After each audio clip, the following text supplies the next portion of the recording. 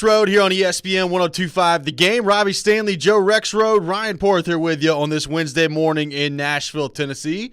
Appreciate everybody hanging with us here on the text line driven by WilsonCountyHyundai.com.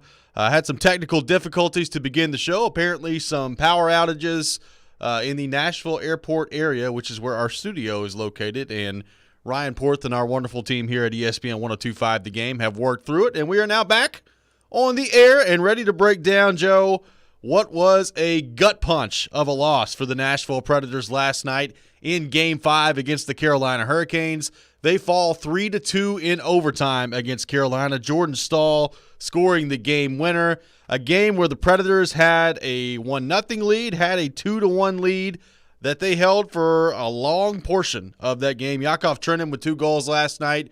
He scores very early in the second period. That goal holds up until about a little bit over halfway through the third period there, where the Predators just got caught flat-footed through the neutral zone, and Marty Necas made a great play to make it 2-2. And then Jordan Staal finds a way to get it done in overtime. But, Joe, a game where the Predators, they had a pretty clear game plan, and it worked for the majority of the time, and it looked like the Predators were right on the verge of taking a 3-2 lead in this series. And to kind of have the rug pulled out from underneath you late in that game, that's got to be a tough pill for the Predators to swallow this morning. We had an outage early. They had an outage late. Yep. Nice. Yeah, that is a tough one to lose because it was right there, and you got to give credit to the Canes for, I think, on a night where they looked like they were feeling the pressure. To me, they looked like they were out of sorts. They did not have their normal game going, and credit the Preds for a lot of that. But the Canes made those huge plays, and the Preds just a couple little mistakes. But that's what this time of year is. And the margin for error is still small, even though they did such a terrific job of kind of silencing that team in their own building for most of last night. It's still – like, you just can't, make those mistakes. And certainly, officiating is part of this, and we'll get into all of that. There's always going to be some bad calls, but there's still things the Preds could have controlled last night, and they didn't get it done. They did not, and I think back, Joe, they had a couple of chances in the third period. Ryan Johansen had a great look in the third period, wasn't able to get it home. And I think back to, I don't know, it's probably 4 minutes or so left in the third period, 4.5 minutes. This is the chance for the Predators. He's got a clear path here to put this one away, and he decides, for whatever reason, to try to look off Nedeljkovic and move it back to the middle, and nobody connects on the pass, and all of a sudden Carolina's going the other way. I did feel like there were a couple of cases last night of the Predators trying to find that perfect shot rather than just letting the thing rip. And I think, look, we'll never know what happened if Roman Josi decided to shoot that puck, or if other players, Ryan Johansen had another look as well, if they decide to shoot the puck. But I did think last night in the third period, another example of trying to get too cute with the puck rather than just letting the thing rip. Yeah, that one was surprising. He was going for Forsberg, but, yeah, like you said, no connection. There wasn't really – I just didn't see anything clear that he was trying to go for. I understand if you have something, and certainly if you have 9 over there, I get the appeal of trying to take the goalie's eyes away. But, yeah, that one seemed like a clear opportunity to shoot it. And to your point, Johansen, there were a few others in there as well. Yep. Where they were real close. Cousins had another one, where he's right there.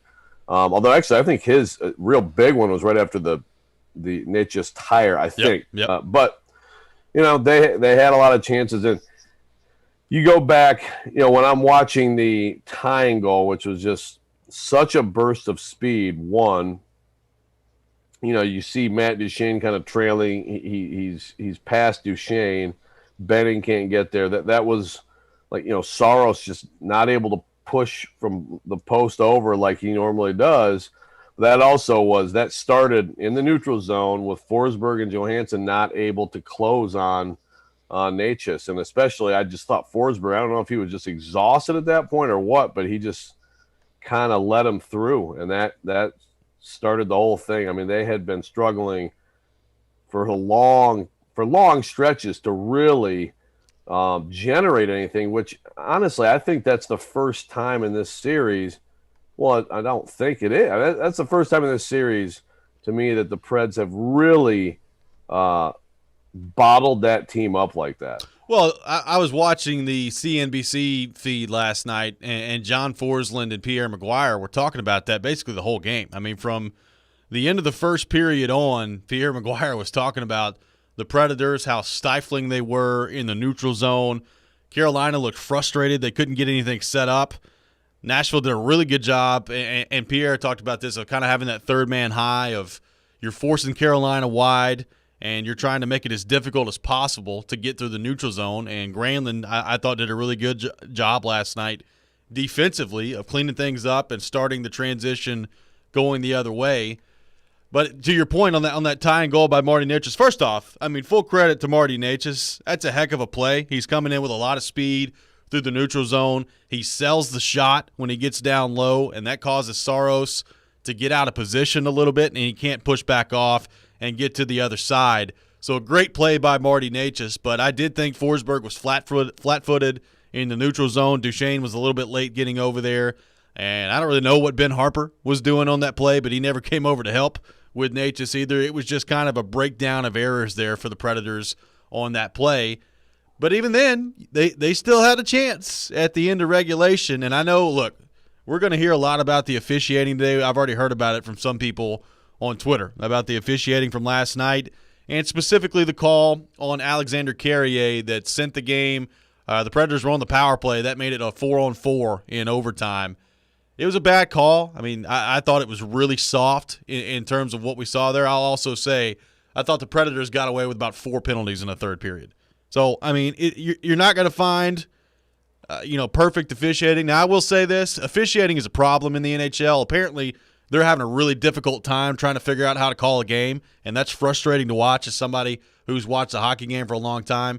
Find a way to be consistent. Find a way to call the rule book, or don't call the rule book, but pick one. That's the thing that's got to happen here. Pick a way you're going to call a game and stick to it. So I understand the frustration from that point, but I think if you're a Predators fan and you're just pointing to that call as the sole reason the Predators lost the game, I think you're missing the boat a little bit today. Yeah, no, I agree. I mean, look, when it first happened, I was like, oh man, Carrier, you can't do that.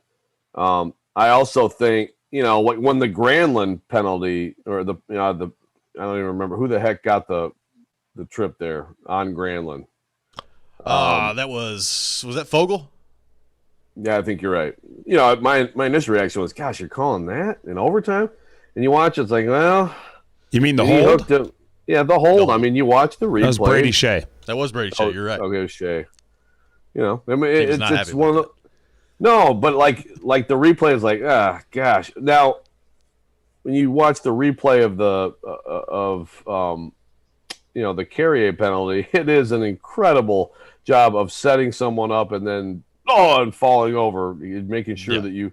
I mean, there's no doubt about it, and people try this all the time, and I bet I can never prove this, but if these teams were even strength at that time, I bet you the officials laugh at him. Okay. But it was a chance to even things up in a time in the game when the officials do not want to be the reason for the outcome of a game. That's what's funny about it, right? And then of course, in 4-on-4, the Canes win. But I mean, I have more sympathy for Carrier after watching the replay for sure. And yeah, overall, to your point, and all this stuff. There are going to be bad calls at your expense and missed calls at your expense. And there were plays right there that the Preds could have made. There are, and look, it feels today like, again, look, this series is not over. You're coming back. It's down 3-2. You're going to have to win 2 in a row if you're the Predators at this point. I thought for the most part the Predators played a pretty decent game last night, and I think there's a clear formula that they're going to try as they move forward here, and we'll talk about that a little bit more as we go throughout the show today. But it does kind of feel like you've left 2 games in Raleigh that were there for the taking if you're the Predators. I mean, I think back to Game 2, and again, I'm not as high on the way they played in Game 2 as some people are, but you did have 7 power play opportunities, and it was a 1-goal game for 55 minutes in that game. I mean, you had a chance to win that game in game 2. Last night, you're up 2-1 in the third period. You're locking things down defensively. You've got a chance to win that game. There's such a small margin for error in the playoffs, and you can make the exact same argument, obviously, with Carolina at Bridgestone Arena as well. So, I mean, sitting here nitpicking opportunities that you left on the table doesn't do you much good at the end of the day when it comes to a 7-game series. But it does feel like the Predators have left 2 games on the table in Carolina that they had a legitimate chance to win. And I wonder if this thing ends tomorrow or if it ends on Saturday in Game 7, if you look back on that, if you're John Hines and the Predators, and just start shaking your head of a couple of missed opportunities that you had in Raleigh to get this thing done. Yeah, and I do think, especially this one, yeah, I'm higher than you on Game 2 performance. Certainly, I think Saros had some saves in that game that are, pretty spectacular. And, sometimes that obviously can be the difference. But this was different. I mean, this was different from the Nashville games, too. Think about how the Canes just dominated the first 2 periods of Game 4. Yeah. And credit to the Preds for hanging in there. This was, whether it was schematic, whether it was the Canes gripping the stick, they didn't have that usual ability to stick in the offensive zone and create problems. I mean, they still had their chances, but it was much more back and forth. And then eventually, as that, you get that another one of those right off the, face off right to start the second period goal, beautiful play, by Sissons and Trennan. And man, from there, it was a lot of, it just seemed like the whole place and maybe that whole team was starting to gulp a little bit, I mean, you had them, it's kind of like Dennis Green, we had them and we let them get away. I mean, that's really what that game was. Let's go back to our 102.5 The Game text line, driven by WilsonCountyHyundai.com, 615-737-1025, 615-737-1025. Kelton on the text line saying, do you guys think this is the most entertaining series, or would you go with Tampa Bay and Florida? I mean, I would have to say it's pretty hard to beat 3 consecutive games that have gone into overtime.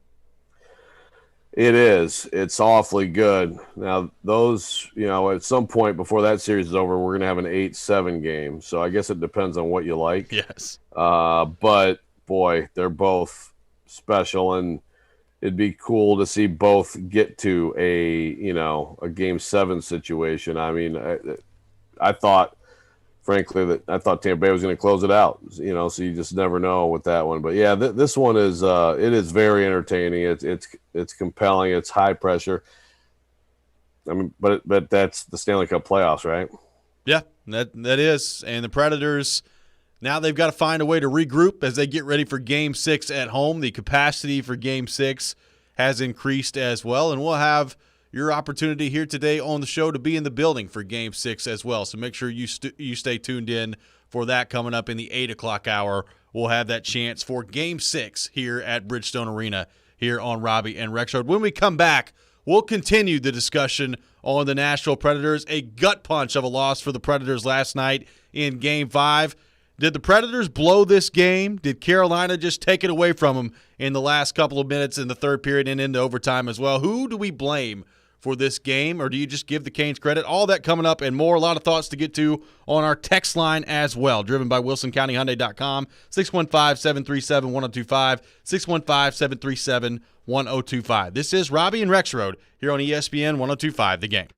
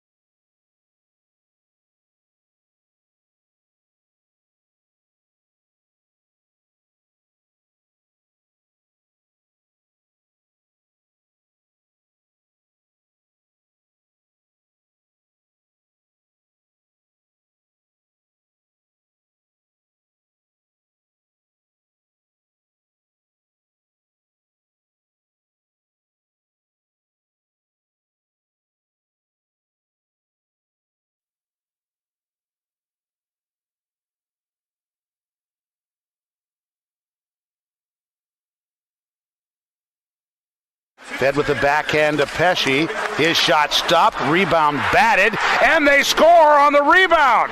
Stahl and Svechnikov down low, and the Hurricanes take a 3-2 lead on a 4-on-4 goal in overtime. Obviously, we had the lead going into the third. I mean, it's a really, really tight every game. The last 3 games have been really tight and go either way, like you said. I mean, we battled, we worked hard. I liked our team's effort, and it just didn't go our way tonight.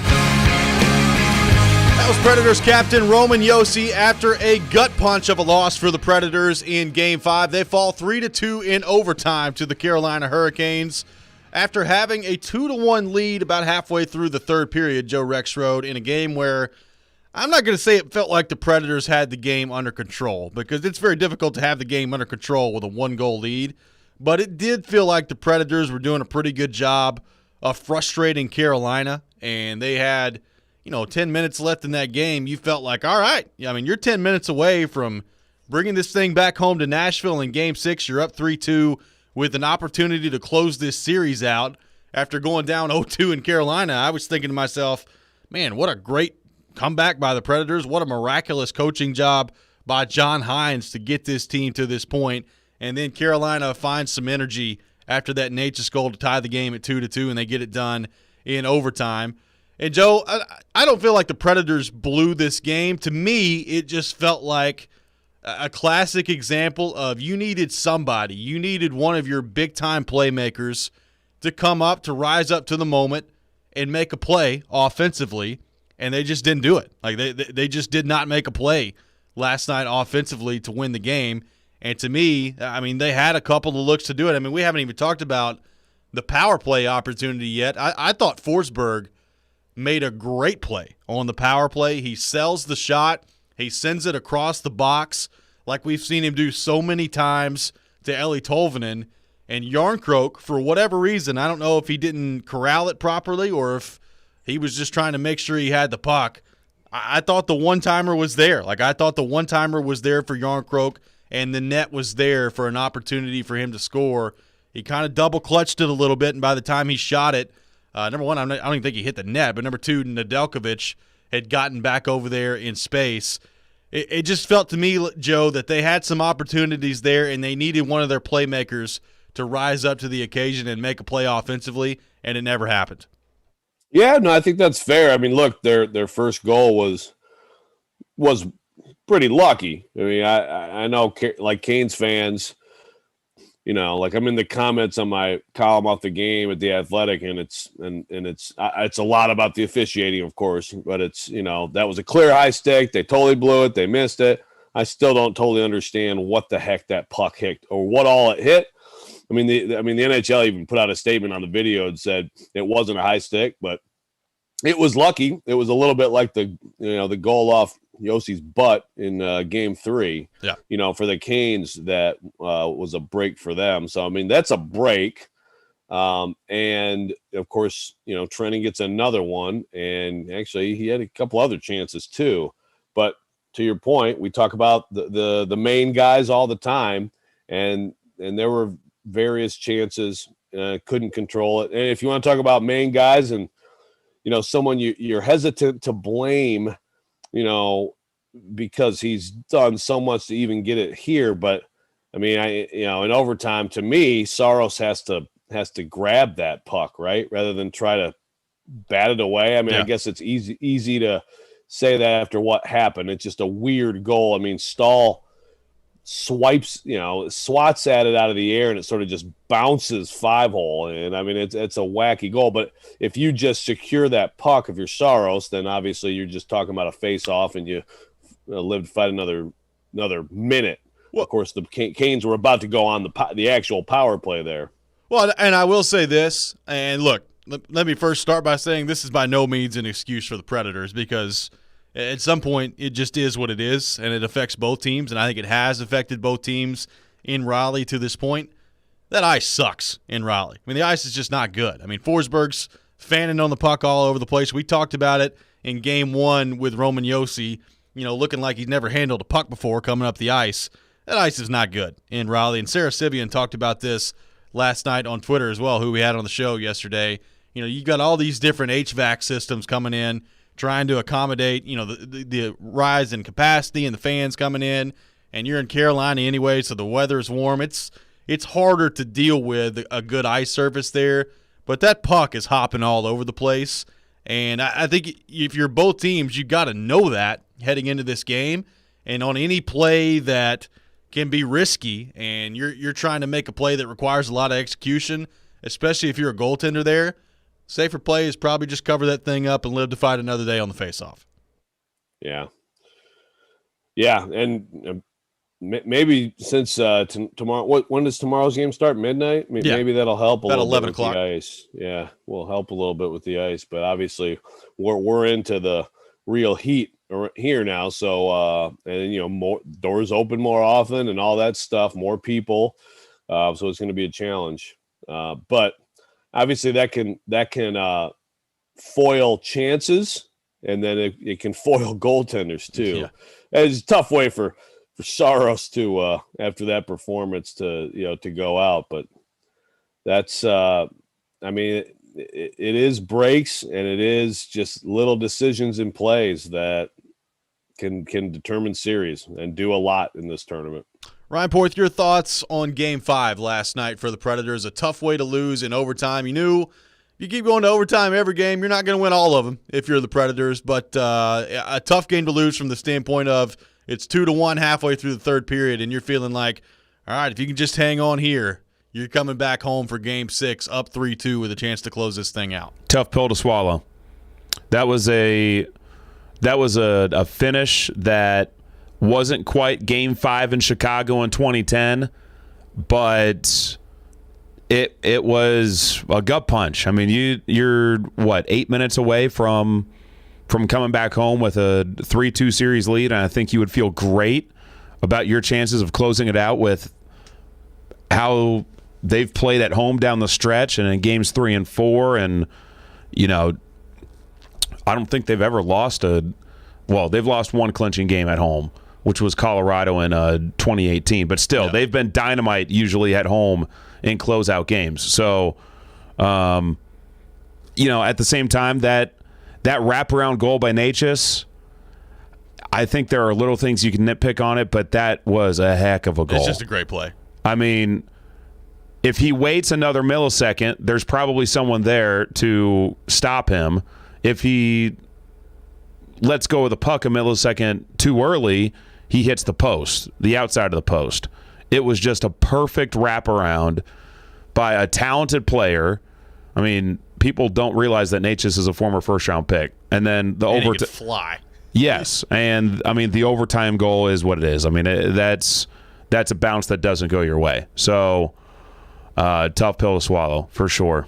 Tough pill to swallow, and now we'll see how the Predators respond to this. They've been really good lately. When their back is against the wall, when it looks like everything's going against them, they find a way to respond. We'll see if they can do that heading into Game 6 at home tomorrow night at Bridgestone Arena. Let's go back to our text line, driven by WilsonCountyHyundai.com, 615-737-1025. JD texting in saying, the Preds looked gassed and complacent. The ice looked absolutely terrible also. Juice couldn't get his footing on the second goal, but the Canes blew by my man Duchesne like he was sitting still. Duchesne's help was gliding down and wasn't skating for the playoff win, and the Canes scored as a result. I mean, look, I know Matt Duchesne was there. He's coming over late to try to force Necas wide, which he actually did end up forcing Necas wide. Like Porth said, I just thought at the end of the day, Necas made a great play on the wraparound there. I mean, I've got, honestly, more of a problem with Ben Harper and Matt Benning on that play than I do Matt Duchesne. Yeah, again, initially I was like, Duchesne, step late. But, I mean, in the neutral zone, it was there for Forsberg and Johansen to do what the Preds had been doing. They didn't do it. So, again, why didn't they do it?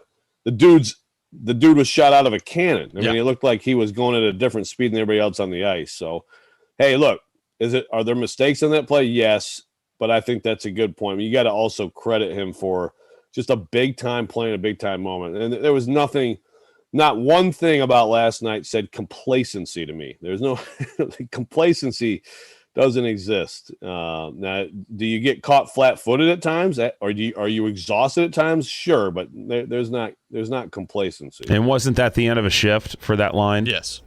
Yes, Forsberg, Johansen, and Duchesne. And it looked like it, especially for Forsberg. Sure. I mean, Forsberg last night looked gassed multiple times. That one shift where he almost left the ice. Yeah.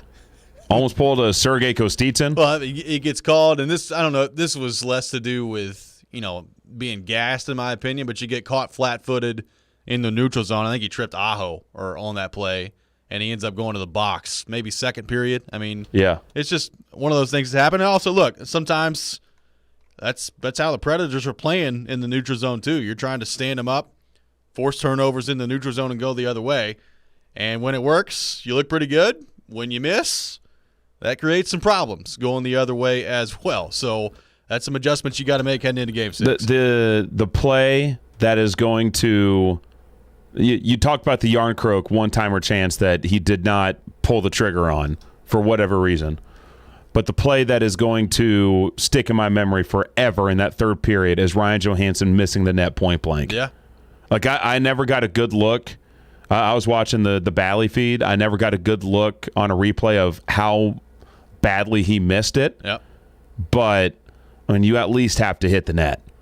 Make a save. Right. Yeah. You got to make him make a save on that play. So a couple of missed opportunities for the Predators last night that they're probably having trouble sleeping over today, and we'll see if they can respond heading into Game 6. There was a big moment in the game last night in Game 5 that caused a little bit of controversy out there on social media. We'll discuss that when we come back. You're listening to Robby and Rexrode live from the Wholesaling Studios, powered by RumbleOn.com. You're on ESPN 102.5 The Game.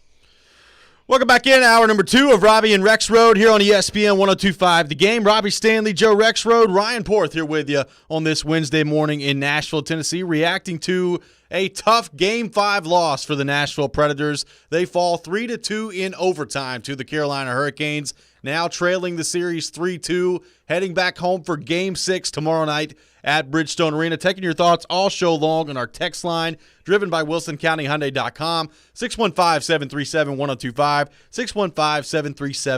615-737-1025. And Joe Rexrode, a big moment in the game last night was a play in the second period. It looked like the Hurricanes had tied the game. Jacob Slavin takes the shot, and it bounces in off of Ryan Johansen's leg, and there's this mad scramble in front of the net. It goes in the net, and I'm thinking to myself, oh boy, the Predators, they've been playing relatively well up until this point. Have done a pretty good job of keeping the Hurricanes away from the net, and then all of a sudden it looks like the game is tied 2-2. And then John Hynes makes a decision that he's not made all season long, and that is to challenge the play for goaltender interference. Now, I will be the first one to admit, when I saw him challenge that play and I looked at the replay for the first time, I even sent a text message to the two of you and said, I don't know if this is a good idea from John Hynes here, because remember, if you challenge this play and you get it wrong, you're going to the box. You're going to be shorthanded, and you're putting Carolina on the power play. So I saw the initial replay and said, whew, I don't know about that. And then the overhead feed came out, and it shows Foegele making contact with UC Saros in the crease. Roman Josi is going in trying to box him out, and he makes contact with UC Saros as well. Saros is down and out. The puck trickles in, and Saros is kind of spun around in the crease and is not able to get over and make the save. They go to review and ultimately decide that it is goaltender interference. John Hynes wins the challenge, and the Predators avoid disaster in the second period and hang on to that 2-1 lead. Now, Carolina comes back.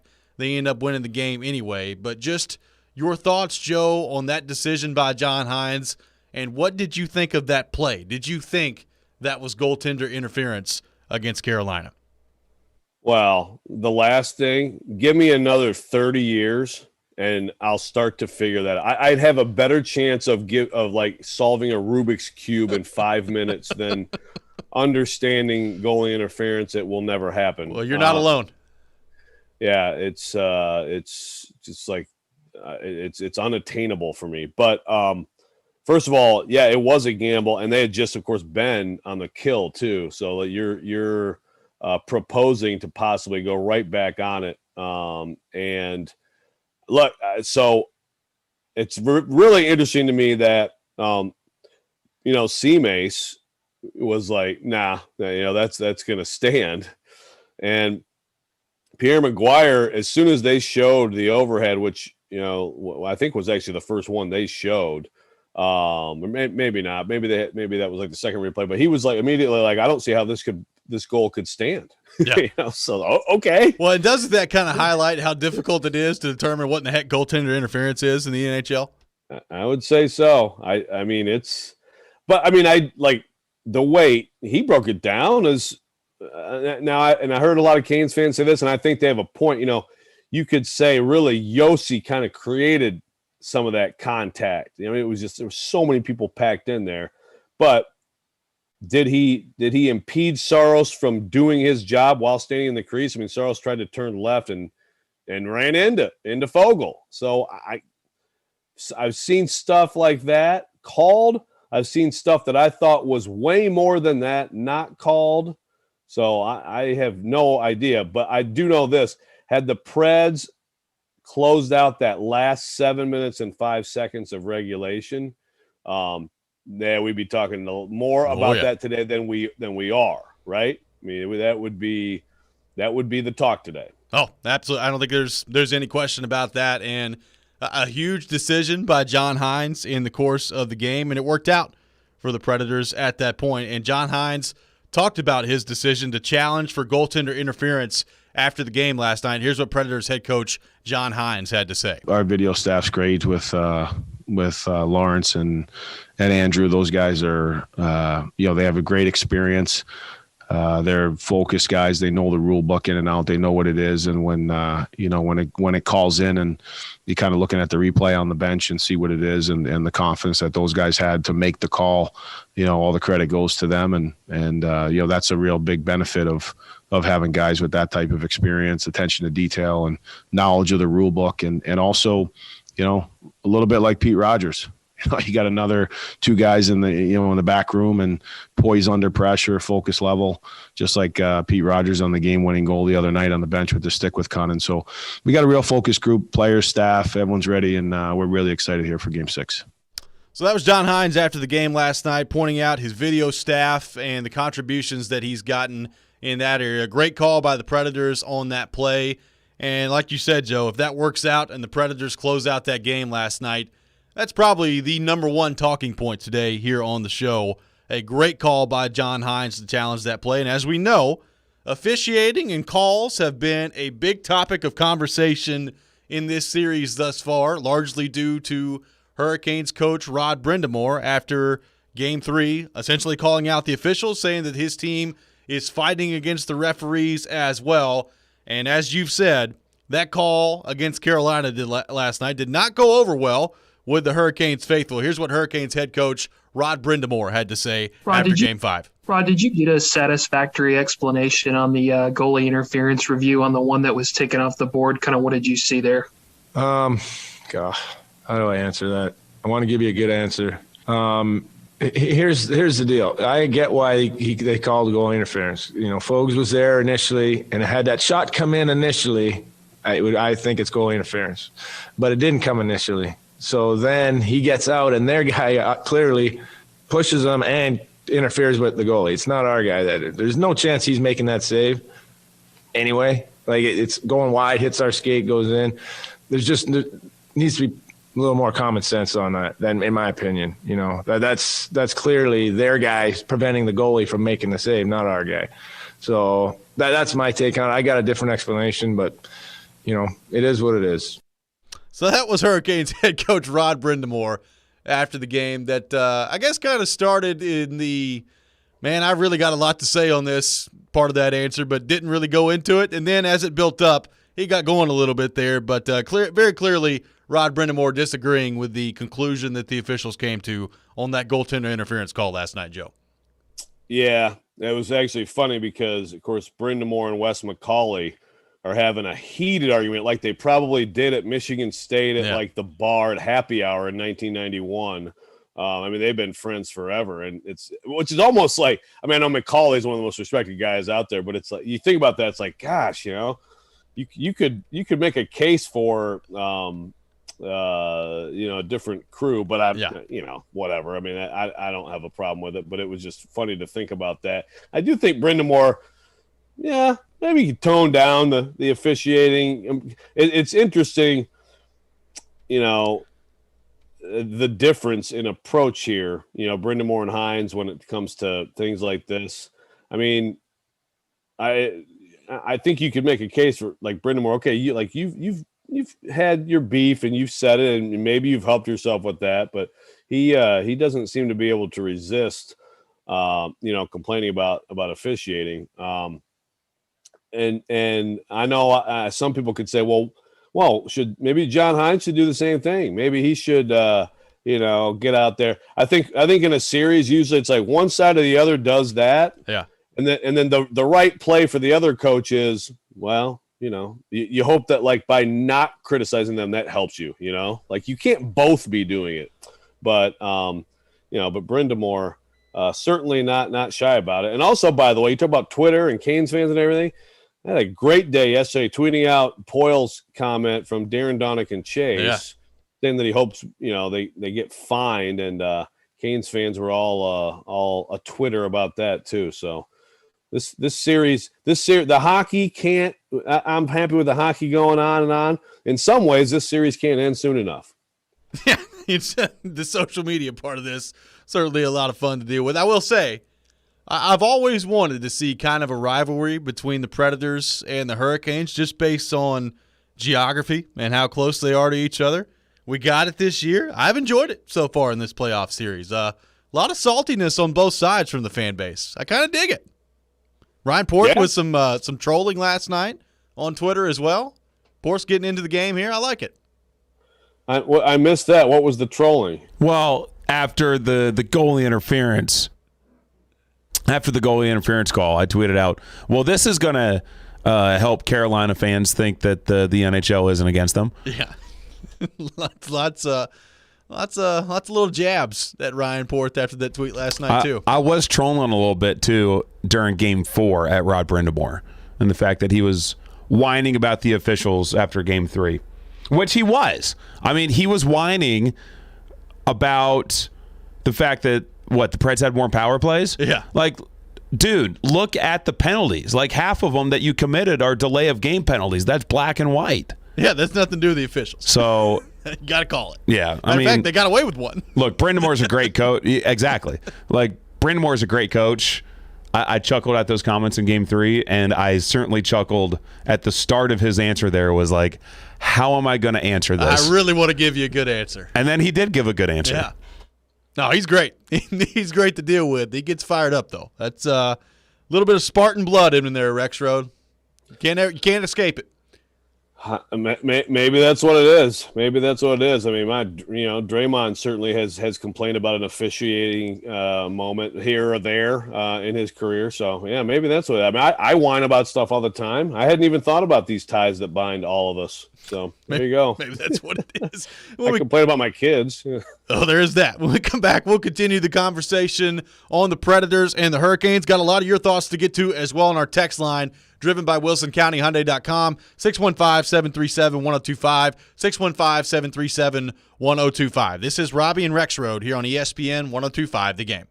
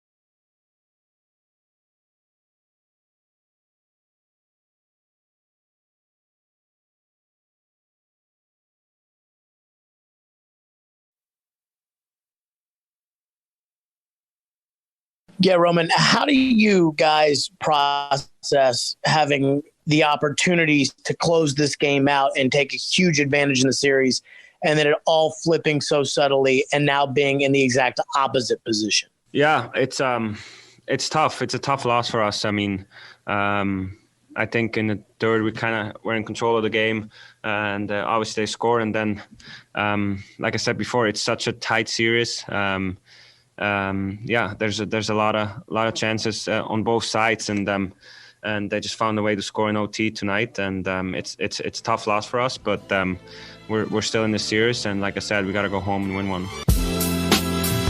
That was Predators captain Roman Josi after the game last night. A tough loss for the Predators, now trailing 3-2 in the series against Carolina, coming back home for Game 6 tomorrow night. Puck drop at 8:30 tomorrow night. Pregame at 7:30 here on ESPN 102.5 The Game. That'll be fun. Are you sure puck drop isn't at like 10 o'clock? I'm not sure. I had this thought last night when overtime started at like 10:05 or 10:10, whatever that time was.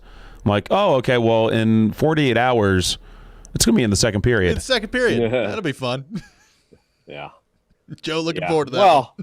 Well, hey, the thing is, it's like people around here are like, oh, my gosh, that's so late. You know, it's not going to get over until whatever, midnight or so.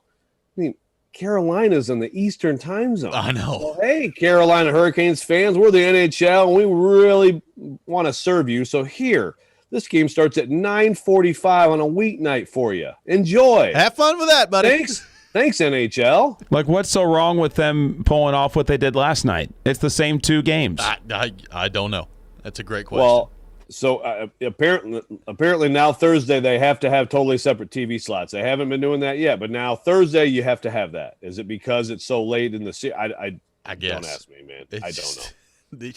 I thought maybe we were going to get through a playoff series without one of these, and then here we are, Game 6, 8:30 puck drop. Looking forward to that coming up tomorrow night at Bridgestone Arena. Let's go to our 102.5 The Game phone line, driven by WilsonCountyHyundai.com, and welcome in Ryan from Hermitage, who wants to weigh in. Ryan, thanks for calling in to Robby and Rexrode.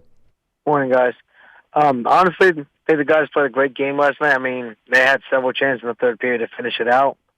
They got to come back, win Game 6, and then we'll see what happens in 7. But they've got to finish some of them chances. Like Johansen had that chance in between the circles and the slot to put it. He skied it. You had a couple 2-on-1s that they just missed on. And Jan Krok on the power play on this count, you got to take that one timer. He hesitated on taking that one time, and that could have been a possible power play goal right there. And he hesitated on it, and the Guffers got over, and he made the save. So, I mean, just got to keep pushing. I know we can do this, and we've won 6 and 7. We've won Game 6 and Game 7 before, so, I mean, we'll see what happens. And, Robby, please go back to the beach. Hey, thank you, Ryan. I appreciate that. I'll see if I can make that happen. I wasn't going to bring that up today, but I will say, when the Predators are playing in the playoffs this year and I'm at the beach, 2-0, when I'm not, 0-3. Rexrode, you be the judge.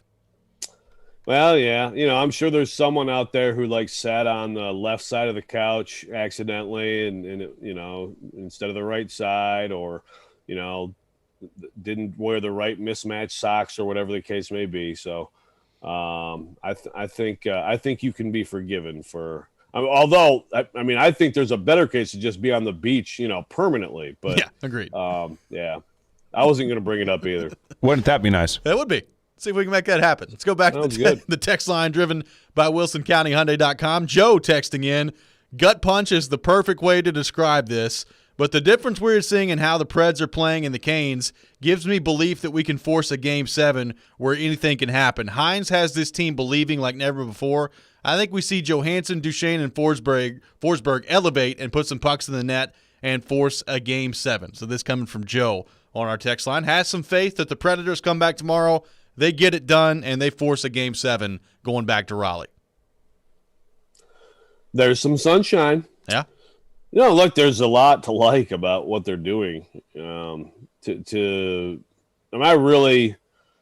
kind of half expected Carolina, maybe even a little more than half expected Carolina to just kind of reassert themselves last night. Yep. And maybe get a couple quick ones early and kind of say, okay, this we are the better team, and it really didn't happen. Now, again, they get all credit for those clutch plays that they made.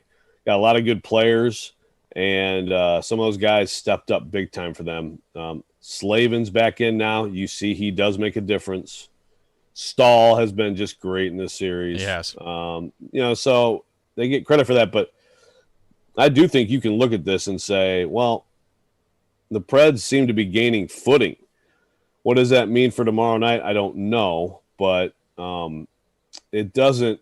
I thought a lot of games 3 and 4, the Preds had they buried some chances, and they kept the pressure on the scoreboard, but they didn't really carry the play a ton. Not really in Nashville over a lot of minutes of hockey, and they did last night. Let's go back to our text line driven by WilsonCountyHyundai.com. Rod in Clarksville, not Rod in Raleigh. Rod in Clarksville texting in saying, how many number one centers would have scored on Johansen's look in the third? I love the effort, but the Preds are going to need to retool for next year. I mean, if they, we're never far from it. We're never far from it. I was going to say, that's always going to find a way to circle back to that conversation if the Predators don't get it done here against Carolina. And look, Ryan Johansen was great in games 3 and 4. I thought he was one of the best players on the ice for the Predators. That's a play last night, and maybe it's unfair to expect him to convert every time in that scenario, but you're paid $8 million. At least put that shot on net. That's a play last night. You're hoping your number one center can convert for you. At least make Nedeljkovic make a save. Yeah, exactly. And not fire it wide. Also, that line I did not think was as effective. I agree. And no. I think it's obvious through 5 games that the last change is pivotal in this series. Yeah. Yeah, it's a good point. It's interesting because I think the way the Preds played, you got to bear those chances, right? But I think the way they played, you could make a case that this lineup is good. It's going to be interesting to see if and what Hines does, differently for Game 6, because usually there's some kind of thing that you do after a loss, and I agree that line was not as good, but I don't think that I'd mess with it at this point. I don't know about you guys. No, I'm keeping it together in Game 6. At this point, I think you just ride with it in Game 6, and it's on those guys to make a play for you, and if they don't, then what Rod's talking about, I think some of these same conversations will come back up if the offseason happens and you're not able to get it done in Game 6. But to me, I'm still going back with Johansen, Forsberg, and Duchesne in Game 6 and hoping they can make a play for you. Let's go back to our text line driven by WilsonCountyHyundai.com. Got a texter that says, did we ever find out what Matt Benning got called for in the first period? That was a bit of a strange play. Luke Cunnin gets tangled up over there in the corner. My guess is since Benning was the third guy coming in, he's the one that got handed the penalty. That's my guess.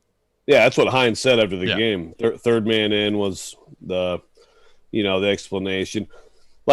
And to me, it's I didn't think he came in and did anything other than, I didn't think he came in flying in like sometimes third guy in. It's obvious. Okay, right. That's got to.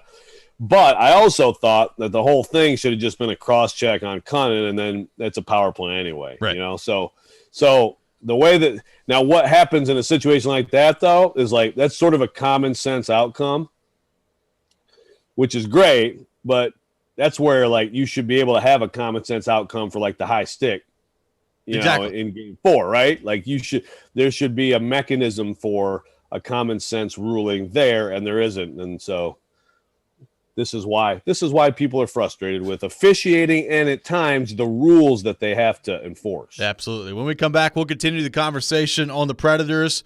What stings the most from last night's game in Raleigh, North Carolina? What missed chance do you look back on as the one that cost the game for the Predators? We'll discuss that coming up next. This is Robby and Rexrode here on ESPN 102.5 The Game.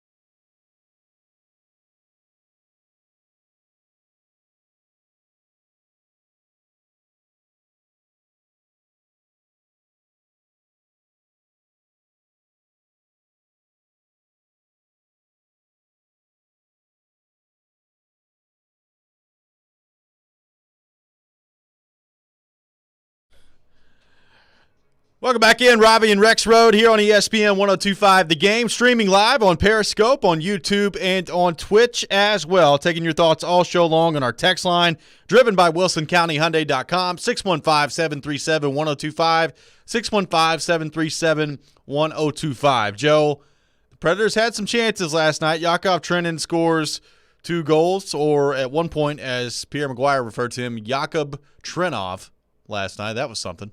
Had a couple of those last night on the national broadcast. Had some chances last night for the Predators. Ryan Johansen, a big chance in front of that. Our buddy Vince on Twitter points out, says the missed chance that I think cost him the game was Johansen's wide open in front of the goalie that he missed badly, that we've talked about here today on the show. Joe, as you look at this game last night for the Predators, whether it's a missed chance offensively, whether it's a play that wasn't made defensively or in goal, which play, which kind of moment in this game stands out to you the most that's the biggest gut punch, do you think, today for Preds fans? I still think it's the Necas goal, and again, it's a combination. It's a combination of credit to him and the Canes, but also the Preds had gone, I would say at that point, it was starting to get a little frantic, a little bit like, wow, look at that clock melt away. I'd say it had been a good, not that there weren't chances, but 6-7 minutes of just sort of like, ooh, the Preds are really salting this away now. And they've kind of got them, and you've seen that happen before. You've seen it happen before where the team gets frustrated and then the team with the lead buries one of these chances, and the Preds had some, and it's over. And of course, you've seen the team behind come up with a dramatic play.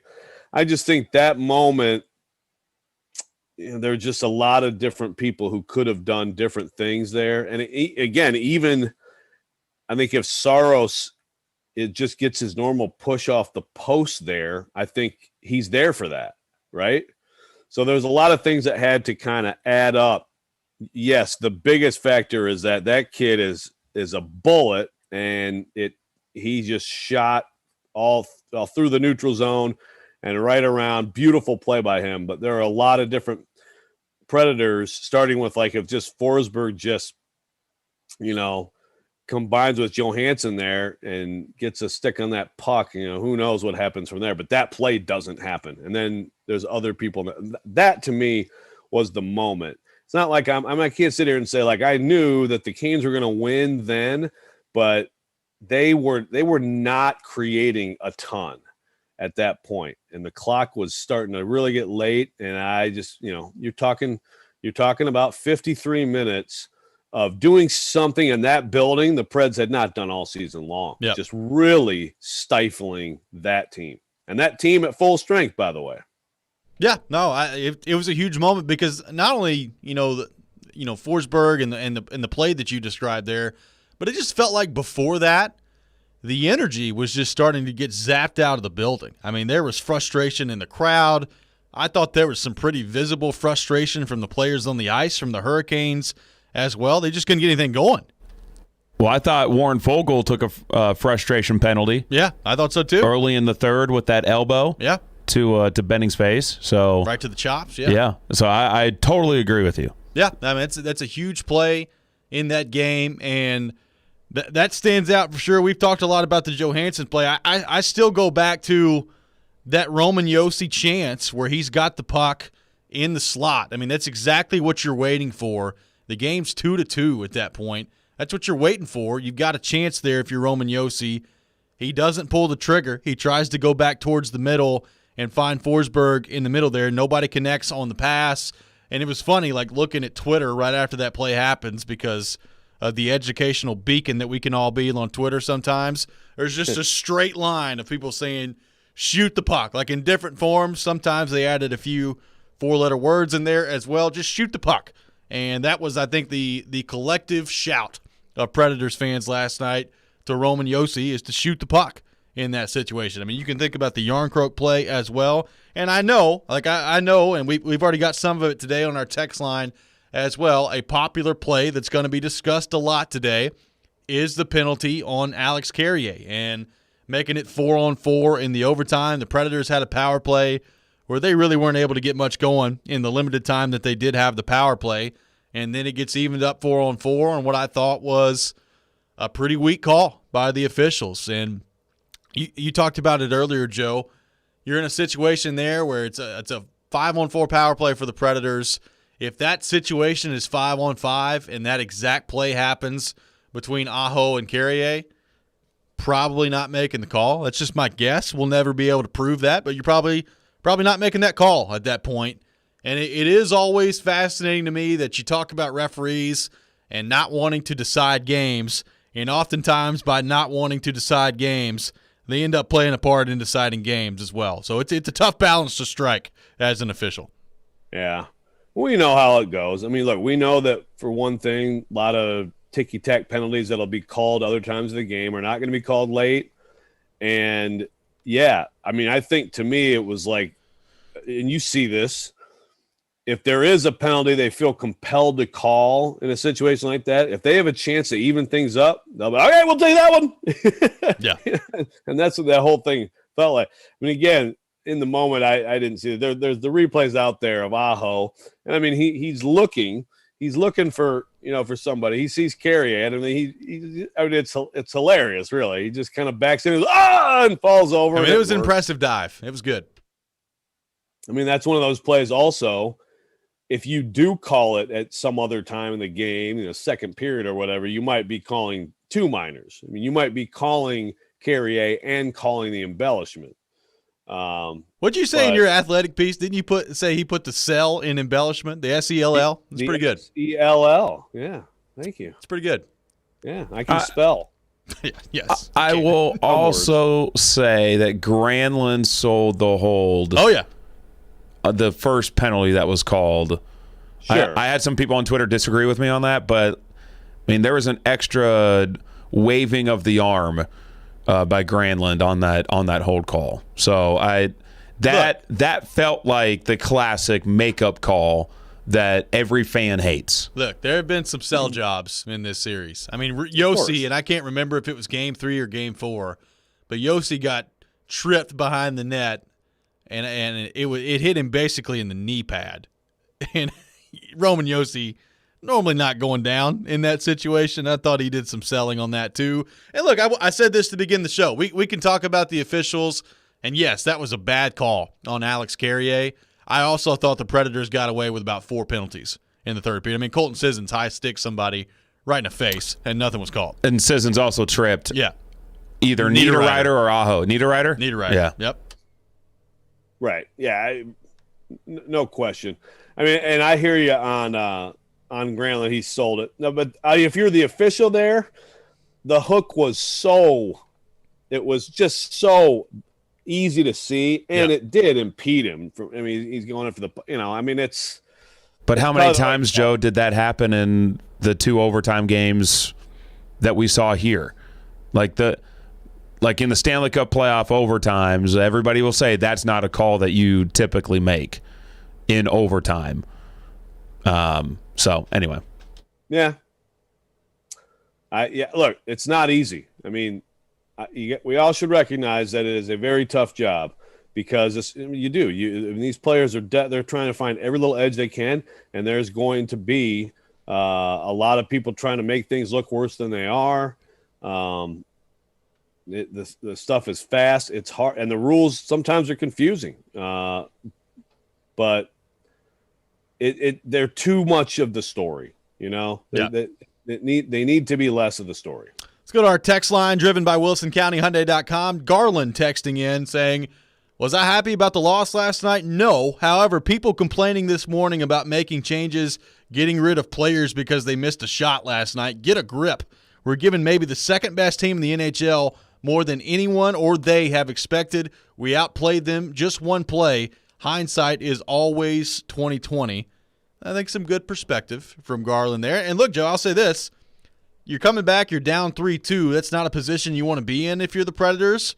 I also think the Predators have got some pretty good confidence coming back in here that they feel like they can get the job done in Game 6 and force a Game 7. And once you get to Game 7, who knows what can happen in Game 7. Yeah, it's really interesting. It's John Hines certainly was hey, great opportunity ahead. You wipe it clean and you move forward.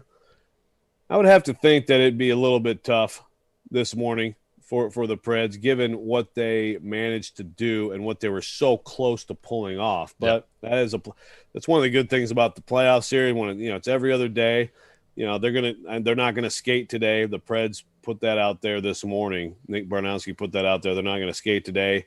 You just have to wipe the slate. As far as the comment there on perspective, I agree, but again, let's not pretend like people are saying move on from a player because of one play, right? I mean, this has been the one of the storylines for a long time. So there is something to, and it's just like with Duchesne and Johansen in games 3 and 4. It's like, hey, if this is when you're going to play your best, you know what? Better that than some great regular season, and then you go Casper in the postseason. But can you sustain it? Can you keep doing it? I don't think they're going to win this series unless those guys get back to producing and making those plays when they're presented to them. Ryan Porth, what do you think about a Game 7 on Saturday? How's that sound to you? Sounds intriguing.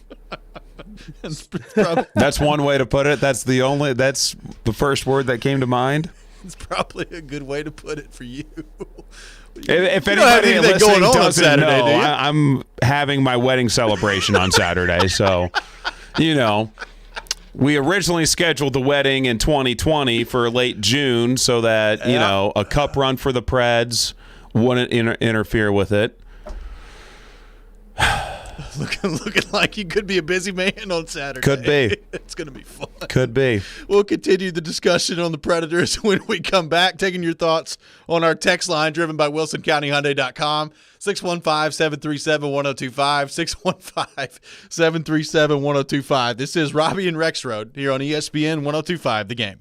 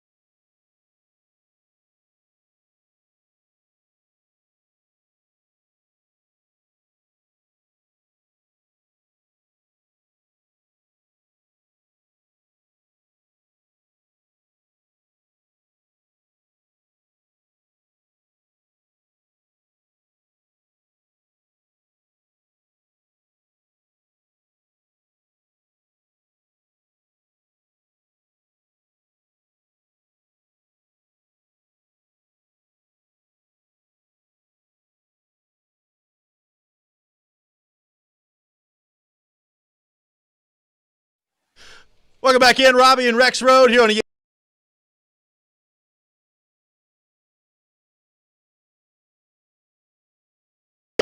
on the Predators and the Hurricanes on our text line, driven by WilsonCountyHyundai.com, 615-737-1025, 615-737-1025. Our buddy Nate on Twitter says, have Porth's groomsmen feeding him some scores through earpieces if there ends up being a Game 7 for the wedding.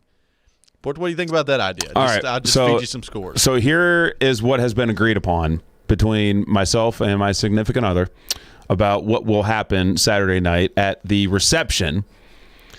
And that is, there will be a TV that will be there for the guests to be able to watch Game 7. All right. And I have been told that TV is for the guests and not for me. Oh, okay. So, not going to be much viewing of Game 7 so for we'll Ryan see. Porth. We'll see. We'll see what happens on that front. Rexrode, this is a precarious situation for Porth. Do you have like I know there's like tables where you eat, but can I throw in like a little desk too and bring my laptop in there? Sure. At the reception? Is sure. Is that acceptable? I mean, Yeah. I can dance I'll dance during the intermission. Look, apparently you can do whatever you'd like. Brian Porth not going to be allowed to approach this television at the wedding. So looking forward to that. Well, I can also I volunteer to be part of the crew, making sure that you don't watch any of it. So I mean, I think it's going to be a team effort to make sure you do not give a single glance to that television. Well, the wiggle room is glances, and if there's another game in overtime, that perhaps I can go over for a couple of minutes and watch. But yeah. Okay, here's a question. Is there absolutely no chance that this could be a day game Saturday? I have I can't remember the last time that a Game 7 was during the day, in the NHL. I can't either. Now, I don't know what the NBC time slots are for national. I would assume that they would want a Game 7 on national NBC. But if they don't have a time slot on Saturday, then maybe it's on NBC Sports Network. I don't think it would be like a 2:00 start. I just don't. But that honestly is the best case scenario in this situation. Yeah, well, sure. Because the ceremony's at 1 p.m. and it'll be done by 2. And then there is a party bus situation going on for the wedding party between the ceremony and the reception. Robbie's having way too much fun with this. Where I think that would be the best chance to be able to watch the Game 7, at least for me.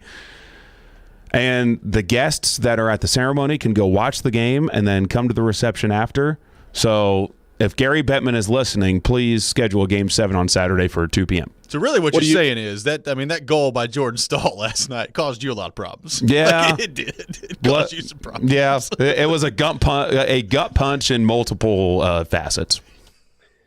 So you need every other series, and I don't know exactly what time's out to which day, but you need everything else to be extended. Well, I think the only other one on Saturday is Toronto-Montreal, and I don't have much confidence that that's going to a Game 6. It's not going to 7. No, that's a Game 6. That's not going to 6. It's not going to 6. Yeah, that one's done. So this looks like it would be the only game. Unless let's say Vegas wins tonight and they want to start Vegas-Colorado on Saturday. What's the other one tonight? If New York beats Pittsburgh and they want to start Bruins-Islanders on Saturday, I guess they could do that. Either way, it's not looking good for Ryan Porth right now. Well, look, they've already said we don't care if Carolina fans can watch the Game 6. That is true. We'll start that at 10:00. Maybe if those series, are ready to go, they'd be like, put that Game 7 on in a day. I'm saying there's a chance. Not a very good one. I guarantee you what will happen. And this just like the Thursday 8:30 start is going to tick me off even more. And I was pretty ticked off at the 8:30 start, and I explained to Robby during the break as to why. But I guarantee you that they will put Bruins Islanders on at 2:00 on NBC, Oh, yeah. and they'll start round 2 before they end round 1, You're exactly and they'll put right. Game 7 at night. Yep. That'll be exactly what happens, I guarantee it, as they move forward here. So at least you got that to look forward to coming up on Saturday. And Not look, a big deal. I want everybody to know, I definitely want the Preds to win tomorrow night. I will be there. I will be rooting on the Preds. And then if it happens, the collateral damage will be Saturday night reception with a Game 7 on the TV. Maybe pretty severe arguments at the wedding as well. We'll see what happens on that front. Let's go to our text line, driven by WilsonCountyHyundai.com. Brandon from Spring Hill texting in. How mad would Hines be if the NHL fines Aho the maximum allowable for embellishment, even though it wasn't called during the game? Would he get a pass at calling out the officiating like Brendan Moore did after Game 3? Like I said earlier, I think I've tried to think. I was trying to think about this yesterday. I'm sure it's happened to some extent, but usually in a playoff series, if there's a whining of whatever, complaining about the officials, coach, usually the other coach takes the other route, right? You can't get into no, I think they suck more than you think they suck, right? Yeah, it's let these guys do the job. I don't, So now I also think Hines is probably not going to be a guy over the years that we hear complain about calls much. It just seems like that's just more his approach. What's really the benefit? But I think certainly when you're in a series and the other coach has gone out there like that, the best play is to go to go zag when he zigs, right? So that's not going to happen. To a certain degree, I will say, after the second penalty call in Game 4 and John Hines was screaming on the bench at the officials and pointing to Rod Brindamore, my thought process was maybe if you're John Hines, say something in the post-game press conference. That probably would have been the way I would have handled that at that point. Now, I think the story has changed a little bit since then. But, yeah. Well, that's the thing. I mean, he's obviously upset. It's not like, not talking about this stuff after the game means he's all fine with everything. I mean, you can see it at moments, and you're going to see it. I mean, in a 7-game series, there are going to be bad calls that infuriate you as a coach. But I don't know that I don't think there's a benefit to just mimicking what the other guy did. I'm not even sure. I think Brendan Moore got a little bit of a benefit early in the next game, and that's about it, right? Yeah. I think somebody's on the phone with Porth getting him wedding day advice at the moment. This is going good. well. So This is Wayne and Spring Hill on the phone with me right now. At least we've been very helpful in the program so far. Stu on Twitter says the most painful thing from last night, number 1, not bearing our grade A chances, and 2, Duchesne not keeping his legs moving on the game-tying goal. So Duchesne receiving some heat today on Natchez' goal. I didn't have that big of an issue with Duchesne last night on that play.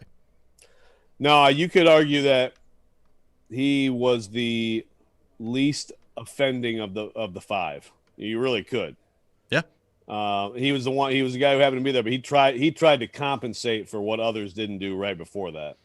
When we come back, we will switch gears. We'll get into the Julio Jones discussion surrounding the Tennessee Titans. There's a lot of noise around Julio Jones right now in the NFL. Is this a move worth going all in for if you're John Robinson and the Tennessee Titans? We'll get to that coming up next. You're listening to Robby and Rexrode live from the Wholesale Link Studios, powered by RumbleOn.com here on ESPN 102.5 The Game.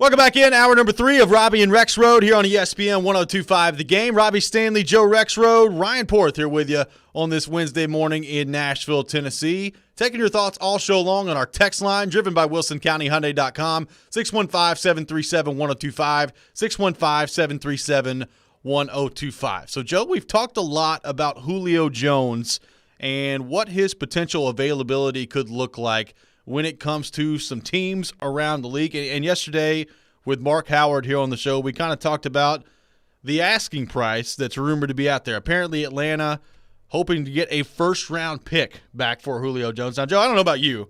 Julio Jones is a really good player. Obviously, the talent is pretty clear. But at 32 years old and with the injuries that have started to pile up a little bit, I would be very surprised if the Atlanta Falcons are able to get a first-round pick back for Julio Jones, especially when you consider how much of a cap hit the team that gets him would have to take on coming back from the other side of that trade. So I don't know about you. I don't think that there's any way they get a first-round pick. No, they have to know that too. I mean, they can they can want a first-round pick. It's like if anybody is seen the show The Sopranos. They're asking Junior Soprano, hey, I want the information on like the boss of family. He's like, yeah, well, I want a date with Angie Dickinson. Let's see who gets lucky first. I mean, they're not going to get a first-round pick. They can put out there as Schefter that they want one, but no one is going to give them one. And that you hit the most important thing there, right there. $15 million. I mean, they are asking someone to take on a massive number for a 32-year-old player who missed half of last season, and you cannot argue that Julio Jones isn't on the other side of things. Now, how much more really good football does he have? I don't know. I would think he has some, but no way they're getting a first rounder. So go ahead, Porth. Well, I was just going to ask. You mentioned the $15 million, but what are the chances that the Falcons eat some of that in a trade? Yeah. Well, I think we're going to have Jeff Schultz on from The Athletic, the bottom of the hour, and he's as plugged into the Falcons and Atlanta sports in general as anyone. And absolutely. I mean, he wrote about this last week. His piece last week kind of started this, at least as a public discussion. And that was definitely one of those things he mentioned. It doesn't happen a ton. This is like in baseball, it happens all the time, right? It does not happen a ton in the NFL. It does happen some. The Dolphins kept some of Tannehill's, for example, with that trade, which again just keeps looking awfully good for the Titans. But I think that's certainly possible that they would maybe eat a few million if they like what's coming back. So, Joe, we've talked about this. I still think it's unlikely that Julio Jones ends up as a member of the Tennessee Titans. There are a lot of hurdles the Titans are going to have to clear in order to make that happen from a money standpoint, from a salary cap standpoint. But also, the Titans continue to be brought up as a team that should be interested in Julio Jones, and potentially that Julio Jones is interested in going to. And Chris Sims, former NFL quarterback and former analyst or current analyst at NBC Sports, talked about Julio Jones, the situation, and where the Titans could fit in terms of a trade to get Julio Jones. Here's what Chris Sims had to say.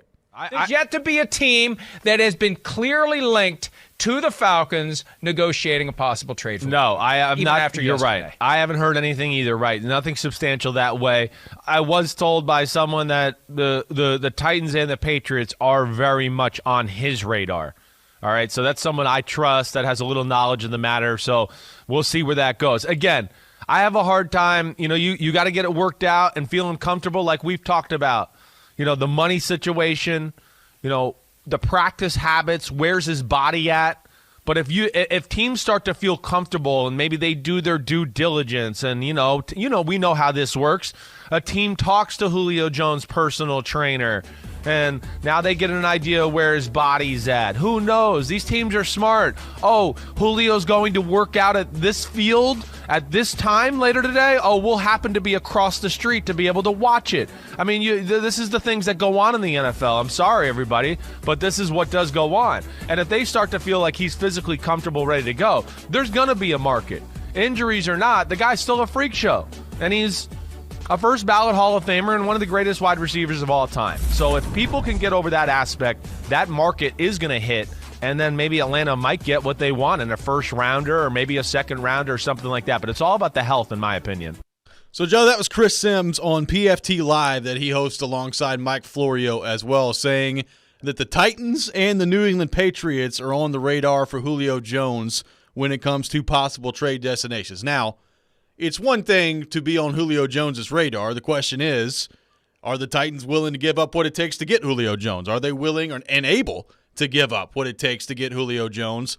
What do you think of those comments there by Chris Sims, and what do you think of Julio Jones potentially having interest in the Tennessee Titans? Well, that seems like, I don't know if he is necessarily been the guy to put it out there, but my goodness, do the players have interest in him? I mean, again, if any of that stuff mattered, you got A.J. Brown. You got, I mean, I know I saw Taylor Lewan yesterday. Someone, tweeted like, Julio Jones will be blank in 21. Taylor Lewan, Titans, like they want it. It certainly seems like from his perspective, it would make sense. Obviously, he's working out Derrick Henry. He and A.J. Brown.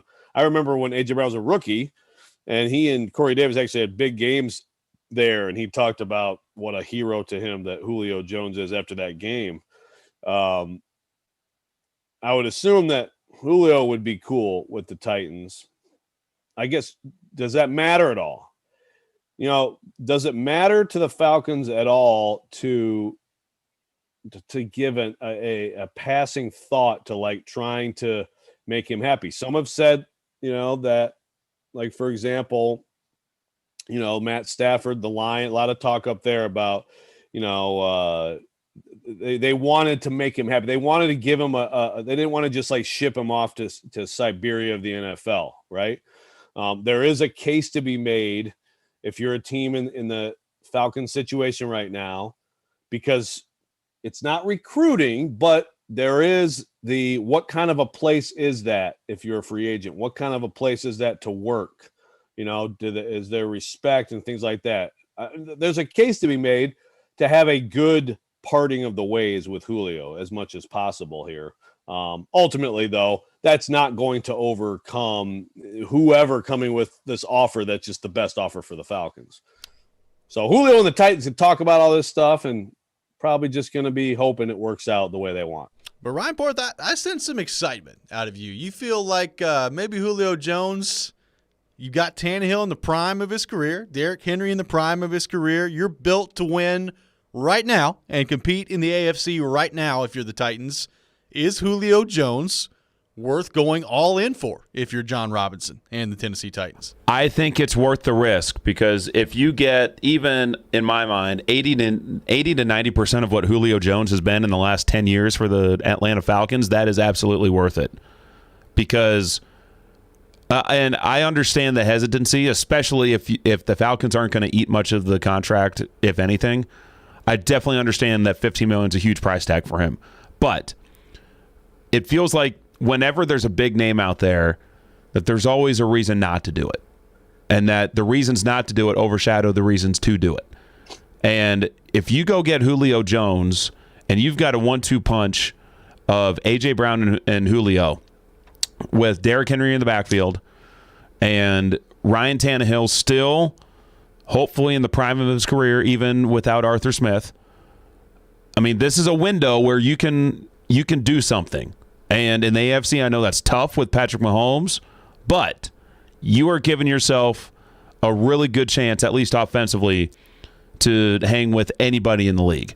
If you can find a way to make that work, and you can make Julio and AJ happy, and Derrick Henry gets the ball, I mean, that's a lot to take care of, but those are three elite players that are on an offense that you've never seen before with the Titans.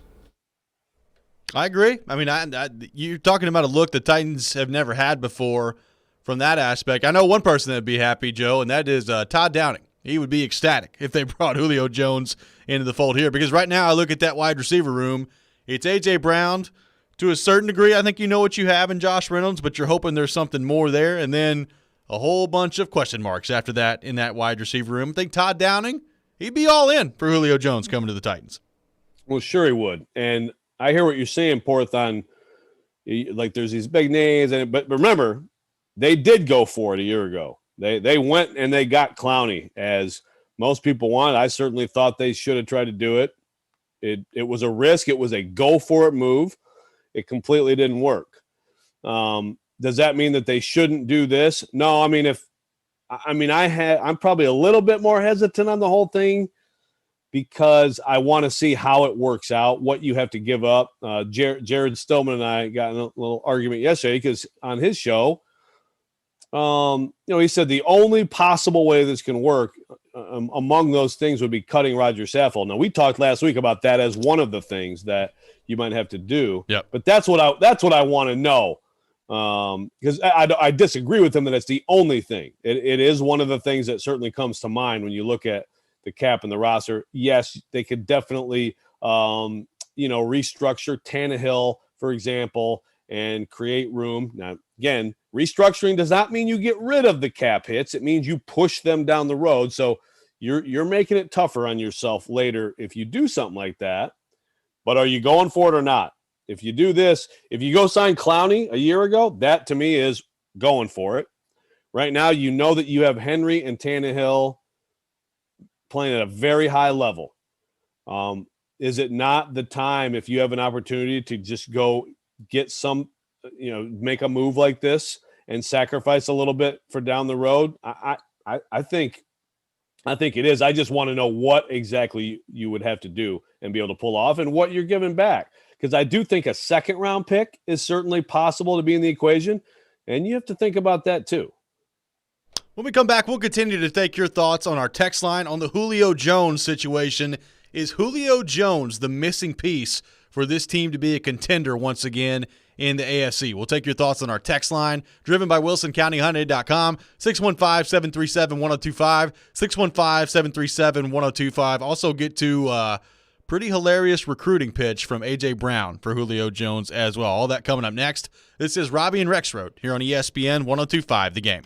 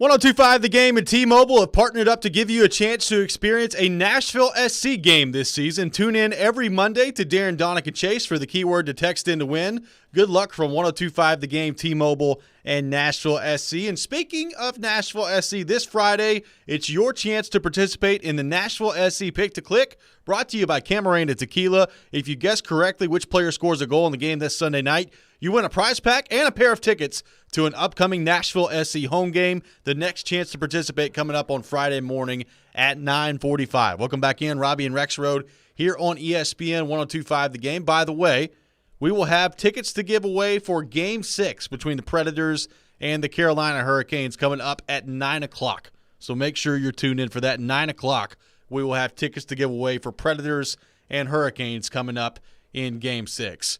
Joe, we were talking about Julio Jones and whether or not he is worth going all in for if you're the Tennessee Titans. Well, one member of the Titans certainly feels like he's worth going all in for, and that is A.J. Brown, the number one receiver for the Titans. And he's made his feelings on Julio Jones pretty clear. You brought up something from a couple of years ago after a game in Atlanta, A.J. Brown talking about how much Julio Jones has meant to him and in his career. Well, A.J. Brown took to Instagram yesterday and had a voice-to-text DM that he sent to Julio Jones on Instagram. That was pretty funny to see. Here's what A.J. Brown had to say yesterday on his DM to Julio Jones. Yo, Julio. Hey, man, check this out, man. Hey, you see the message above right here, bro? Come on, bro. Come vibe with me, bro. Hey, you know I'm good for it. You know all them talks we be having, you know what I'm saying? Bro, you know I'm good for it, bro. You know I got your back, bro. Like, trust me, bro. If you want to carry the load, you can carry it. But if you get tired, you know definitely, you know how I carry you, bro. Another thing, you know I'm not giving my number up. I said I would. I tried to get number 1. They said I can't. So, you're going to have to rock number 8. You already know all of this, but, hey, just come mess with your boy, man. Hey, real talk, man. Hey, we waiting on you over here. You say you want to win, right? We just need a couple more pieces. Hey, trust me. Hey, come vibe with me, man. A.J. Brown telling Julio Jones to trust him and to come vibe with him. Lots of talk about vibing here in our city. I'm really here for it. We're always vibing here in Nashville. Joe, what do you think of that? A.J. Brown, his recruiting pitch to Julio Jones. How would you grade his recruiting pitch there to Julio? It was good. I just hope A.J. realizes that it's not up to Julio, but it was good. And I hope Julio's okay with, I don't know, man, like push comes to shove. I think you might have to give up 11, AJ. Maybe so. Like if Julio really wants number 11, why can't AJ be 1 though? Now that I want to know the answer to that. I don't know. I mean, there's a lot of AJ Brown jerseys out there with number 11. Well, right. You'd have to, right. You got the whole thing with the players paying the clubs back. But I thought it was. Obviously they have a good relationship. We know Derrick Henry and Julio Jones have a good relationship. It makes sense. It makes sense in a lot of ways. I love how he said, "Yeah, if you wanna carry the load, you go right ahead. And if you get tired, I'll be here. I'll carry that thing for you." Good stuff nice there offer. From AJ Brown. We appreciate it. Also, how many times did he say "bro" in there? That's good. It's good to know they're close. That's good stuff. Reminded me of my 13-year-old. That's encouraging if you're a Titans fan, I think. Let's go to our text line, driven by WilsonCountyHyundai.com. Matt from Camden texting in says you can't compare going after Julio to the Clowney sighting. Julio is a future Hall of Famer, and Clowney had 1 season with 9 sacks. Julio at 75% is better than Clowney at 100%. Amen. Right. Yeah, so listen, that's fine, but that's not what I was comparing. We're talking about go-for-it moves. Whatever you think of Clowney, and I know now it's easy to say, he was terrible, never should have done it. That was a go-for-it move. That was a freaking recruiting, competition with the Saints and the Browns and the Ravens and whoever else, and you spent a ton of money for a year to go for it. That's the comparison. I understand that Julio Jones is a much more accomplished player. Julio Jones, I think, will be in the Hall of Fame. Jadeveon Clowney, I do not think will be in the Hall of Fame. But he for various reasons, and maybe it's exaggerated. We've talked about that just a couple times, maybe 2 or 3 times. He still commands a big amount of attention and salary, and it's finally starting to go down. That was a go-for-it move. That was a short-term, forget about keeping more cap to money to roll over, et cetera, move. And this would certainly be a go for it move too. I just want to know what the move is. What are the possibilities? And then obviously the answer that we won't get until if it happens or wherever he goes is what is he? I still think he's really good. I mean, I don't think he's like fallen off the cliff here. No. I just don't know how much more he has. But again, that's what you're doing it for. You're doing it for this year, next year. You have to pay him for both if you take this on. Let's go back to the text line driven by WilsonCountyHyundai.com. Glenn from Greenbrier texting in, can Julio play tight end? If not, then no thanks. Well, that's a good point because I would say when you argue it on positions, and I went on Darren Donick and Chase yesterday, and they asked me that exact question. Okay, let's say you could make this deal, and you have to give up something, but you could make this deal, or you can have Zach Ertz as your starting tight end. And I said it's really tough if you just look at it on the face of which position. Yeah, you're right, Robby. The receiving core is somewhat unproven, and Josh Reynolds has been a fine player, but not a great player, and we don't know about a lot of the other guys. But tight end, they don't have a starting tight end. I don't think it's close. I don't think it's close in terms of which position do you have to address. I think Josh Reynolds in this offense could probably come in and not be all that far from what Corey Davis was last year. Not miles away. I don't know what they're going to do right now at tight end. So that is something to talk about in this whole discussion, because if you do this, then I think there's no question you're rolling with Swaim and Ferkser and a Pinckney or an undrafted free agent. Somebody else has got to be able to stick, and it's a light room. My buddy Justin on Periscope texts in and says, if we have to trade away a player to get Julio, is it worth making the talent on defense worse? We've talked about it, and some people have thrown out, what about Rashaan Evans? Mike Tannenbaum threw that out. What about Rashaan Evans and a pick going back to the Atlanta Falcons in exchange for Julio Jones? Is that worth it if you're the Titans and you give up a defensive player, a starting caliber defensive player? Yeah, but I don't think the Falcons will go for that. I don't think that. I mean, sure, that sounds good. Now, people have thrown out Byard, talking about a big cap hit, and you're talking about a really good player who's from Georgia who, I mean, like that could make sense. But then if you're the Titans now, your safeties are Amani Hooker, Dane Cruikshank, and Brady Breeze. I understand that Kevin Byard didn't have his best season last year. He's still a really important part of that defense, and I think that's another good question to ask in all this. Are you going to diminish your defense significantly by doing this? I love the idea of – I totally agree with the idea of you don't want this offense to backslide into, like, average in the league. It's just – like, you just don't want that to happen, and this is a chance to maybe take it forward. I mean, that's exciting, but – I'd like to know what's in play here, because there are definitely, I think, some non-starters. A first-round pick to me is a non-starter for one, and some of those veterans that's tough. So what exactly is going to be the price for Julio Jones when it comes down to trading for his services heading into next season in the NFL? We'll find out the answer to that and a whole lot more when we come back. We'll be joined by Jeff Schultz from The Athletic, who covers the Falcons. We'll do that coming up next. This is Robby and Rexrode here on ESPN 102.5 The Game.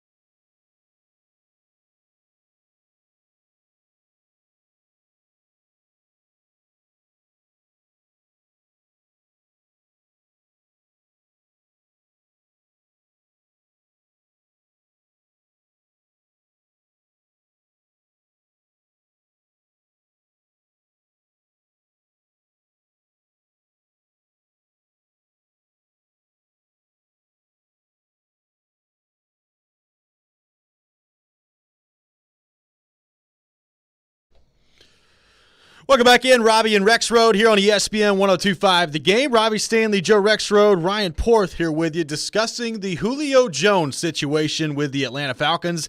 And to help us talk more about that, we go to our 102.5 The Game phone line driven by WilsonCountyHyundai.com and welcome in Jeff Schultz from The Athletic. Has been covering all things Atlanta sports for a long time. Happy to have him here today on the show. Jeff, what's going on, man? Thanks for taking time to join us. Oh, yeah, my pleasure. So, Jeff, absolutely. The conversation for us on our show really started after your piece last week in The Athletic, kind of pointing out Julio Jones and the situation going on right now with the Falcons. And then, of course, in the last couple of days, the Shannon Sharpe interview takes place as well. What's been the aftermath of your article and the Shannon Sharpe interview as well when it comes to Julio Jones with the Atlanta Falcons? Well, I can't believe how many people have obsessed over, boy, did Julio know he was on an open line or was the whole thing orchestrated? And I guess I understand sort of to some degree people obsessing over that aspect of it, and whether there's going to be FCC violations as a result of it. But to me, whether he knew about it or didn't know about it or was blindsided or wasn't blindsided, it doesn't really change the story. I mean, the main news aspect, as far as I'm concerned, is the fact that Julio Jones said publicly, the guy who really speaks publicly about any issue except, during the season when he talks once a week. But, the fact he had never said anything publicly. He said this publicly that he believes he's gone. And that to me was the news because it sort of, stripped away any suggestion that, a vast media conspiracies by people like me that the Falcons were looking to trade Julio Jones. So that to me was my primary takeaway. And the other interesting thing, I was actually texting with Tori McElhaney of our staff this morning. We were musing over the fact that, only a week ago people were ripping us and other media members for perpetuating Julio Jones trade rumors and how dare the Falcons do this, and I hate the Falcons, I'm done with them. And now if you go on comments under a story we had today, it's like, F Julio Jones, this and that. Get rid of him. I'm tired of him. So it's funny how quickly fans turn around on issues. Yeah, look, brings Aaron Rodgers to mind a little bit. It's like media making stuff up, and it's switched a little bit. Exactly. So Jeff, you and I have talked some about this, but there's there are teams out there. First of all, I mean, it makes sense probably for an AFC team to be the trade partner here. I think we just lost Jeff for a second, so we will try to get him back on the air. Rexrode, I'm sure you're asking a wonderful question. I am. I mean, I can ask myself and answer it. No, I lost it. I had the best question I was ever going to ask right there. AFC teams. Well, I'll tell you what my question is as we try to get Jeff back. He's back. All right, let's go back to our 102.5 The Game phone line driven by WilsonCountyHyundai.com. Jeff Schultz back on the line with us. Rexrode, go ahead. All right, so Jeff, I was just saying, so we've talked about how other teams have better situations, but how much do you think like the Arthur Smith relationship with the Titans, the Dean Pease familiarity with the roster, things like that could be a factor here? Also, Jeff, is the Falcons hoping to give Julio something close to what he would like, any kind of a consideration? Well, I mean, they, in any trade scenario, you could try to make a case that the team doesn't owe the player anything. I mean, they paid him a lot of money and everything, but obviously you don't want to have a trade set where a player of that status and that iconic level is not happy where he's going. So ideally, now that doesn't mean he's going to get a heads up per se, or his agent, Jimmy Sexton, is, they're going to say, hey, would this be okay with you? Maybe they would, but I don't think it would behoove them to attempt to pull off a trade to send him a place where he wouldn't want to go. And that's because the other team is going to pick up on that, right? So, and Tennessee is a place I believe he would want to go. It makes sense for a lot of reasons. They are a franchise that obviously has been a consistently winning team over the last 3, 4, 5 years.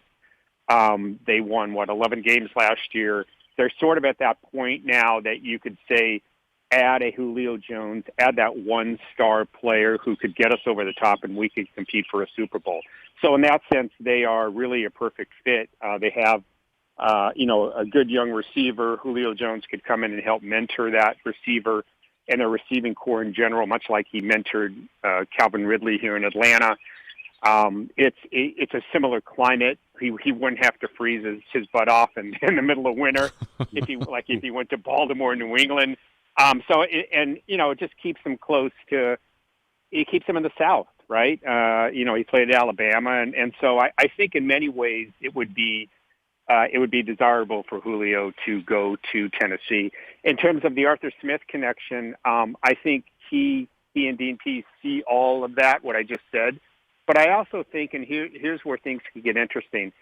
As we've spoken about, Joe, the Titans don't have the cap space to pay $15.3 million, which is what I think Julio's base salary is next year. Right now, they have $3 to $4 million in cap space. So the Falcons are probably going to have to get creative in this, because if they want to bring more teams, including Tennessee, into trade discussions, they're probably going to have to do one of two things. Number one, they're going to either have to pay part of his salary, which is something pretty common in baseball. It's not as common in the NFL. And the way it would work is Julio, let's say, has a $15 million base. The Falcons agree to convert $5 million of his base into a signing bonus. They take the cap hit, the Falcons would. And now suddenly the Titans are only on the hook for $10 million, both in real money and in cap money in 2021. That's one possibility. The other possibility is the Falcons take a player back. Anything that would diminish the cap liability for the Titans. And in this case, Arthur Smith's familiarity with the Titans helps because, and again, I don't know anything about Tennessee's roster to this degree. Maybe there's a player or two, whether it's a wide receiver, a running back, a defensive lineman. I picked those three positions because those are three positions the Falcons need, that the Falcons could take back a player, let's say a $5 to $6 million player, which would help the Titans sort of navigate how do you fit Julio Jones into the cap situation. So I think in that sense, it does sort of work perfectly. Plus, frankly, it's an AFC team, and if the Falcons had a choice, they would much rather trade Julio to an AFC team than an NFC team. Jeff Schultz from The Athletic on the line with us, driven by WilsonCountyHyundai.com. So, Jeff, with that in mind, whether it's the Titans or anyone else that eventually ends up acquiring Julio Jones, what are they getting? He's 32 years old. He's had some injuries in the last couple of years as well. What sort of player is Julio Jones right now, in your opinion? Well, he's coming off a season where he missed 7 games with a hamstring injury. Those soft tissue issues you have to be careful about. He's had foot issues off and on. The guy's been hurt really since his freshman year at Alabama, or maybe going back to high school. But he plays through a lot of injuries. He doesn't practice a lot because the Falcons really let him manage himself. And both in terms of how much did he want to practice, he takes himself out of games, out of certain snaps. There were many situations where fans were like, why isn't Julio Jones in there? Well, maybe it was the down and distance situation, but maybe, frankly, Julio felt he needed, a blow to come out. And so, but when he's on. He's still a great receiver. He's still one of the best receivers in the game. He demands attention from defenses.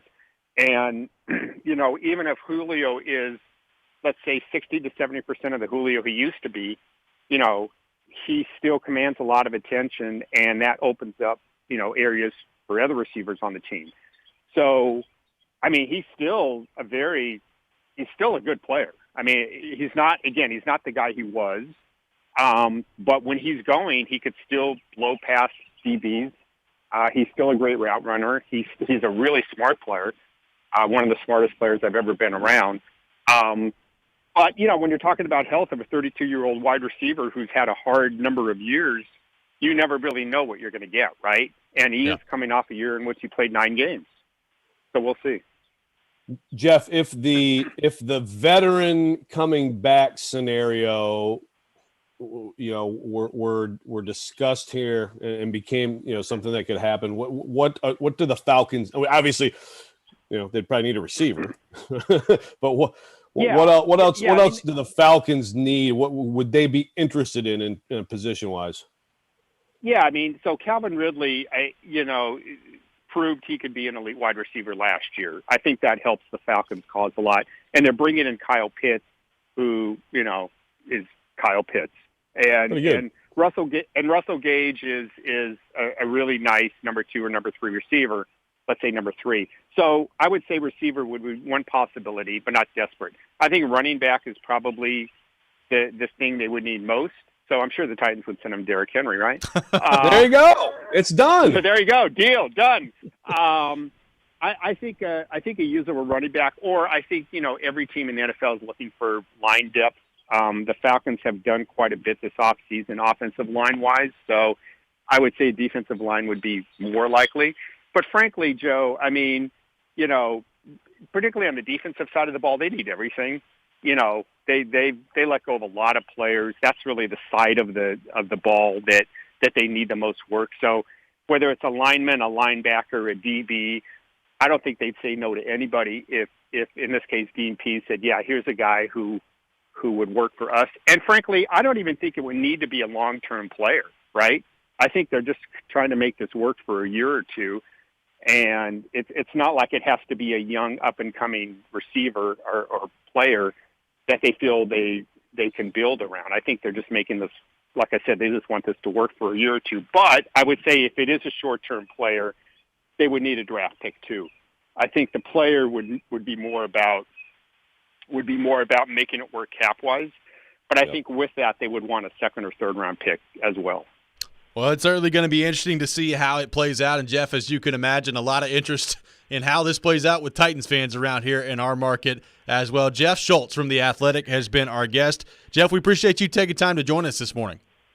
Okay, anytime. Take care. Absolutely. Jeff Schultz from The Athletic here on Robby and Rexrode. When we come back, we'll react a little bit to what Jeff had to say there and get your thoughts as well on Julio Jones to the Titans on our text line driven by WilsonCountyHyundai.com, 615-737-1025, 615-737-1025. This is Robby and Rexrode here on ESPN 1025 The Game.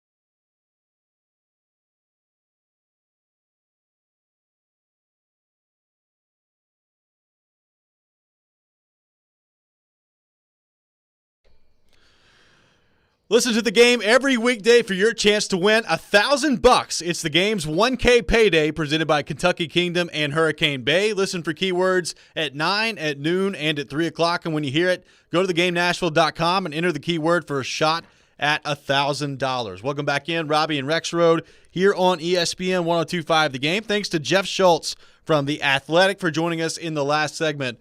Lots to get to when it comes to the Julio Jones situation surrounding he and the Atlanta Falcons. Joe, what did you think of Jeff Schultz's comments there, not only of the potential interest that the Titans could have in Julio Jones, but what it could take in the package to get him back going the other way? So what do you think about what Atlanta could be asking for when it comes to trading away Julio Jones? Well, I just hope Jared, who's been hate texting me this morning, listened to that, because, again, there's an example of why you don't just have to, like, cut this guy. There's not just one route.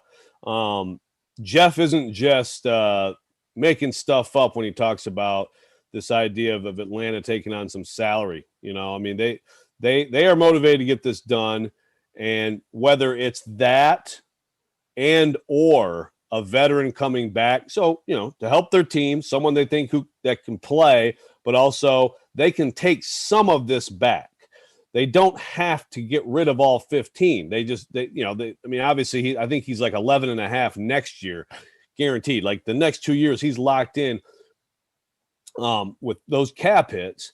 So they're motivated to do it. Certainly they want there to be a very competitive market. They'd like to get the best possible pick they could get and all that stuff. But there are ways to do this, especially if they're willing to help out with the salary. And if they do that, then you could see how the Titans would be in a position, still needing more work to be done, maybe still needing to cut a player, but maybe restructuring some things would get you, right there if it all worked out. I don't think it's not as outlandish as you might think, given that they only have like $3.5 million in cap space right now. Jeff on Periscope says you might be able to get Jamison Crowder and Zach Ertz for less than you give up and pay for Julio Jones. What do you think of that? We had, we talked about this a little bit yesterday too. TD throwing out the idea of maybe Jamison Crowder to the Titans. Mm-hmm. Yeah, look, and I mean, really, I think the answer to that and a lot of this is what you asked Jeff, Robby, which was, what are the Titans getting in Julio Jones? Like he threw out 60, 70. I don't know that I'd want to do all this stuff for 60 to 70% of what Julio Jones is. That's still a good player.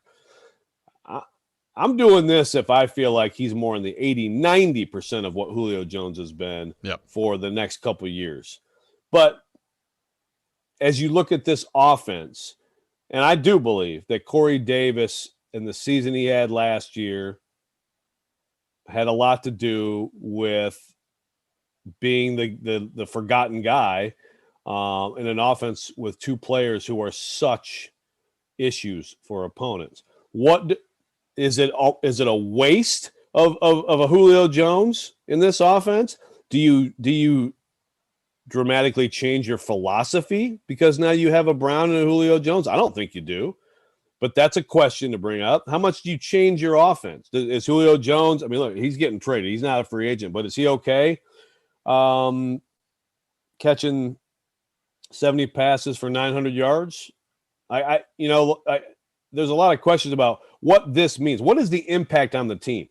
If you tell me right now that, one, that he is going to be pretty close to full throttle Julio Jones, and two, that just takes this offense to a totally other level, I would prefer that to the Zach Ertz, Jamison Crowder scenario. I agree. Even though your tight end situation is unsettled and not great.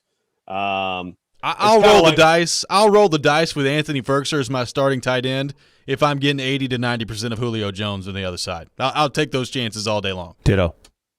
Yeah, I mean, it's kind of like the reverse of, Jeff's going through if they lose Julio Jones. Okay, well, we know Calvin Ridley's great because, Alabama receivers, they all end up being great. Yes. But yeah, they're bringing in Kyle Pitts, so I think Matt Ryan's going to be okay even if he does lose Julio Jones here. Now, they do need a running back. I thought about this guy. Now, this doesn't help much financially. He's on a third-round rookie deal, but like a Darrington Evans, Yeah. it just doesn't really give you the desired effect. You really want someone on a veteran deal who has who helps you more with the cap. But that's a clear need for them is running back. And like Jeff said, they can use help all over the defense. And Dean Pease certainly knows what he could do with various players on the Titans defensive roster. Let's go back to our text line driven by WilsonCountyHyundai.com. Got a texter that says, we're acting like Ryan Tannehill is the quarterback to win it with his arm. What do you think of that? First of all, last question. Yeah, Julio blocks. Julio is a monster blocker. He can block. Absolutely. Monster block. Oh, God. Monster block. There you go. No, he's always been he's a football player. I mean, he's not just like a really talented receiver. I mean, he's a all-around football player. I mean,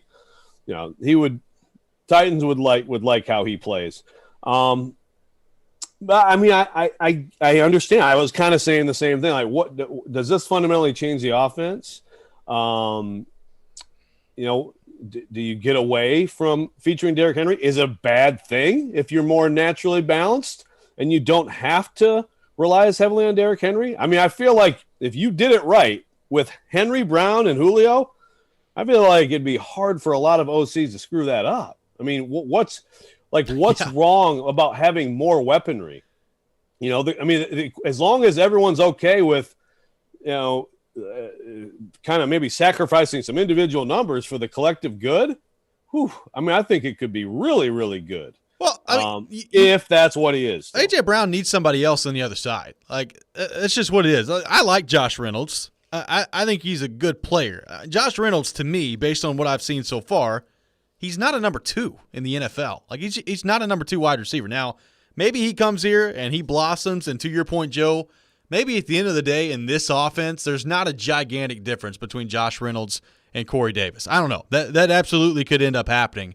But A.J. Brown needs somebody on the other side. And there's not many better guys to have on the other side than Julio Jones. I'm not saying that I think it's likely that he ends up with the Titans because there's still a lot to work through. And quite frankly, there are just teams in the AFC that are in a better position financially to make this work at the moment. And if you're a Titans fan, I think that's what you're scared to death of is Julio Jones ending up with the Colts or somebody like that. But, I mean, to me, Julio Jones on the other side of A.J. Brown, not only does that excite you about what Julio Jones can bring to your offense, to me, I think equally that excites me about A.J. Brown and the step that he could take with Julio Jones on the other side. Yeah, it could be lethal. And so the question of like Tannehill's a play action quarterback. Wow, it certainly has helped Ryan Tannehill to have Derrick Henry behind it. And the play action game has been lethal. Also, Ryan Tannehill, every once in a while, they'll be in a bad spot and he'll drop back and throw up a perfect pass to A.J. Brown with no play action to speak of and hit it. I think Ryan Tannehill's done enough. I understand next time they're in the playoffs, he's got to play well. But man, I would hope that he's done enough the last 2 seasons to show people that he can have the 330-yard game to pull it out if need be. I mean, he's done that multiple times. I understand the sentiment of like Zach Ertz or Jamison Crowder, like Jeff on Periscope was saying, but they aren't Julio Jones. No. They aren't Julio Jones if you're getting 80% of Julio Jones. And Julio Jones comes in and is a bona fide difference maker if he's 80% Julio Jones. He's not just a nice piece like a Crowder or an Ertz would be. That's just my opinion.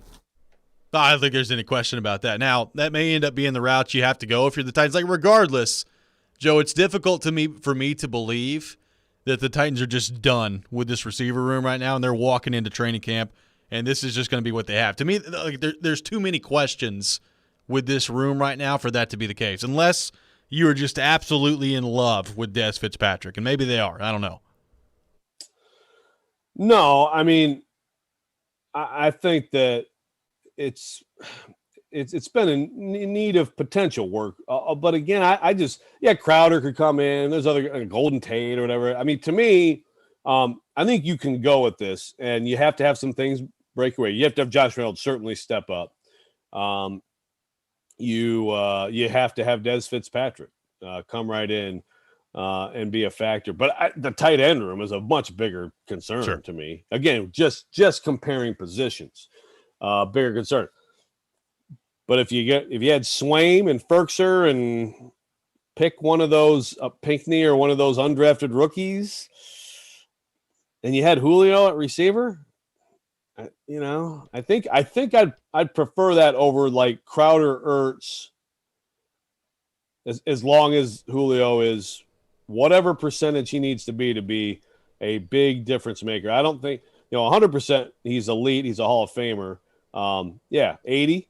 If he's 80, I would choose that option if I was sitting there and it was door A or door B. Go to theGameNashville.com to check out Nashville's best deals. This week, purchase a $100 gift card for $50 of downtown dollars. Hundreds of downtown businesses are ready to welcome you back. And with this Downtown Dollars special promotion, it's never been easier to shop, sip, and snack local while supporting your favorite businesses. Get yours now at theGameNashville.com. When we come back, we'll get back into the Nashville Predators. A tough one last night in Game 5 against Carolina. How can the Predators respond as they move forward to Game 6 now? And speaking of Game 6, we've got some tickets to give away as well for your chance to be in the building in Bridgestone Arena for Game 6. We'll do that coming up next. This is Robby and Rexrode, live from the Wholesaling Studios, powered by RumbleOn.com here on ESPN 102.5 The Game.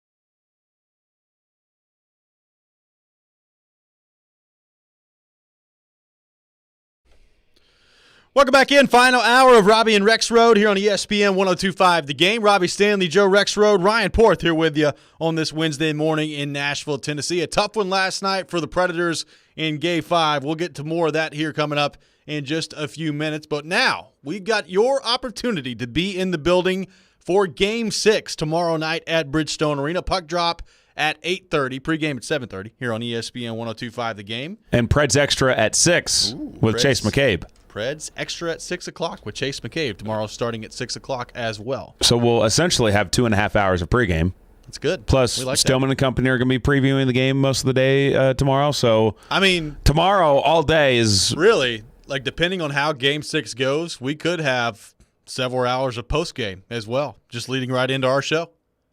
This is true. We'll see how that goes. This is true. I mean, if it goes to quintuple overtime, then y'all will just be taking the handoff from Darren McFarland from the postgame show at 6 a.m. Sounds like fun. We'll see if we can make that happen. So we've got your opportunity to be in the building for Game 6 tomorrow night at Bridgestone Arena. Ryan Porth has a trivia question. If you know the answer to the trivia question, text in. Make sure you text in on our text line, driven by WilsonCountyHyundai.com, 615-737-1025, 615-737-1025. Ryan Porth, what is today's ticket giveaway trivia question?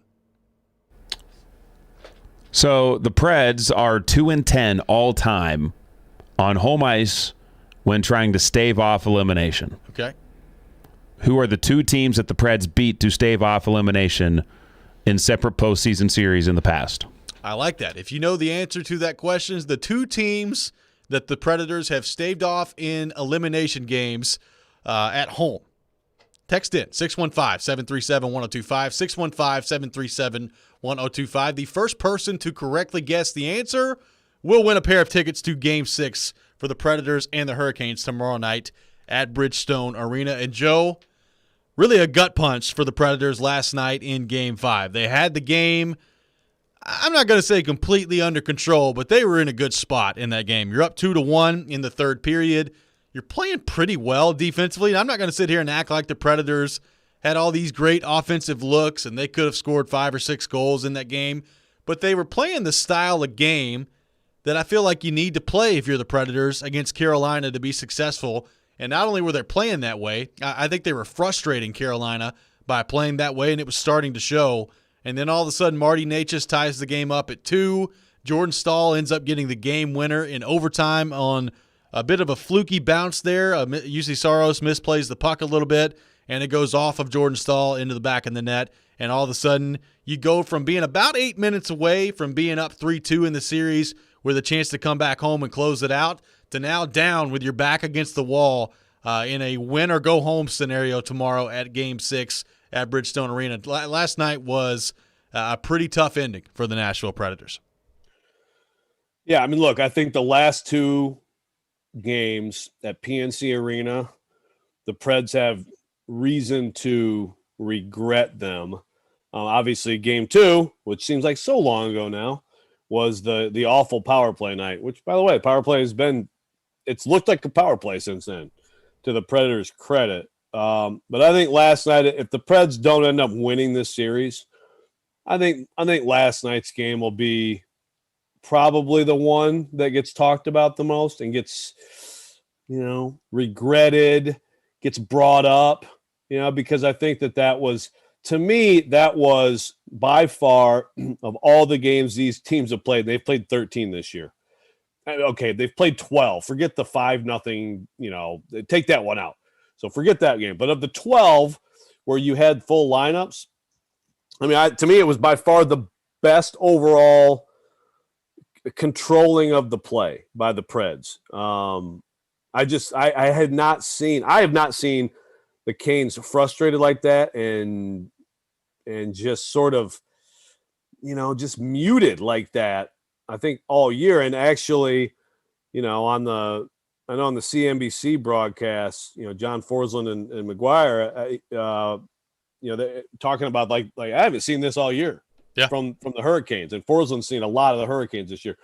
It's like this is just this is so out of character, and I think the Preds get a lot of credit for that. doesn't mean that they weren't going to keep coming and pressing, and maybe they would have gotten the tying goal 2 minutes later, or with an extra attacker in the last minute. We don't know. But it was getting to the point where the building was kind of hushed and frustrated, and the team looked frustrated. And look, the Preds had quite a few opportunities to make that a 3-1 game. And if you want to win a game like that, that's part of it too. It's not just the mistakes you make on their goals. It's also big money players, big moments. You got to bury it. Well, and they had their chances to do that. I mean, Ryan Johansen gets a point-blank opportunity where he just misses the net right in front of the game, or right in front of the goalie. And also, I think back to a couple of chances. I thought, on the power play, Forsberg did a great job of kind of coming down the wing like we've seen him do, go into the circle and sell the shot. How many times have we seen him this year do that and slide the puck across the box over to Eli Tolvanen, and Tolvanen's there to put it home? Calle Järnkrok, the receiving end of the pass last night, I thought the one-timer was there for Järnkrok. I thought the net was there too. If he hits it right, maybe you've got a lead at that point if you're the Predators that you feel good about. Maybe that's the difference in the game. And I also thought, when the game was tied 2-2, Roman Josi gets the puck in a pretty prime scoring area in the slot, and he's got a chance to shoot, and he doesn't. He tries to draw attention his way and then slide it back over to Forsberg and ends up not connecting on that pass. I thought there were chances last night, and there were examples last night of the Predators having opportunities offensively and looking for the perfect play or the perfect shot rather than just letting the puck rip and letting the chips fall where they may after that. Now, I understand why you want to do that, and you want to have, you want to execute your shots to a level where it's tough for Nedeljkovic to stop. But sometimes just put the thing towards the net and see what happens. And I didn't think the Predators did that enough last night. Yeah, they missed a few opportunities to do that for sure. Duchesne, I don't remember the exact it was the third period, but one of those, and we've seen this a few times from Duchesne in the series. We've seen some really good things, of course, but where he's trying to move his feet and get into a better position, and the puck gets just taken away from him, versus he had an opportunity to lay it up there, try to create a rebound. He's got two guys with him who are very capable of getting in there and putting one home. So, it's always like you don't want to just shoot everything, and it's not always that simple. There are times when it's like one more pass or a little bit more execution, and now you actually have a high percentage shot, much higher percentage. But in a series like this, they close space so fast. Just feels like throw it up there. Sometimes you'll get a lucky break, like the first goal, which is Josi off Trennan's stick and somebody's glove and somebody's shoulder, and it comes in at like 30 miles an hour as a knuckleball, and that stuff can happen. Or like the Canes in Game 3, send one off Yosi's butt and see what happens. Ryan Port, do we have a winner for today's trivia question for Game 6 tickets tomorrow at Bridgestone Arena? Yes, and I am reaching out to this person now. It is Emily is the winner. Oh, well, how about that? Rexrode, Emily's been trying for a while now to get tickets to this, and she finally gets it done. So Emily campaigning hard on the text line. She finds a way to get it done. We appreciate that. And by the way, I have to say this. When it comes to the Predators last night, and I forgot to get to this thought, and I want to get to it right now. We talked about the power play chances that they had. We talked about the chances from Johansen right in front of the slot as well. One thing that I noticed last night as well, I thought when the Predators got in the offensive zone, there were a couple opportunities that they had maybe to cut towards the middle and to get to the middle of the ice, where they either pulled up and they sent it back to the point last night to try to cycle it that way, or they cycled it the other way and sent the puck behind the net. And I thought there was at times – look, Carolina's defensive core is good. And by the way, we haven't talked about this all show long yet, Joe. What a difference having Jacob Slavin in the lineup makes for that group. I think we saw that firsthand last night. But I did think the Predators had a couple of opportunities last night to take that puck and drive it to the middle of the ice, and they pulled up a little too soon for my liking. I wonder if Slavin coming back had something to do with that, and they felt like they just didn't have position. But that's just an observation that I made in that game last night. Yeah, I don't know what the number is, but I know they had 20 slot shots in Game 4. Now, again, it's a lot of extra time, but still, I mean, that's a big number. And anyone who follows the Canes will say, yeah, well, there's where you're missing Slavin. He's so good at minding the house right there. So I don't know what it was last night. I mean, there's no way it was 20, and he did make a difference. Race fans, the iconic Indy 500 is this Sunday, and the Big Machine Vodka Music City Grand Prix, along with 102.5 The Game, invites you to our official Indy 500 watch party at Scoreboard Bar and Grill. Come watch the race, win Music City Grand Prix tickets and swag, plus check out the Big Machine Vodka Indy racing car on display. There will be great drink specials from your friends at Bud Light Seltzer and live music all day. It's the Big Machine Vodka Music City Grand Prix Indy 500 watch party this Sunday, 11 a.m. at Scoreboard Bar and Grill. We'll be right back taking your thoughts on the Predators at 615-737-1025, 615-737-1025. Here on Robby and Rexrode, this is ESPN 102.5 The Game.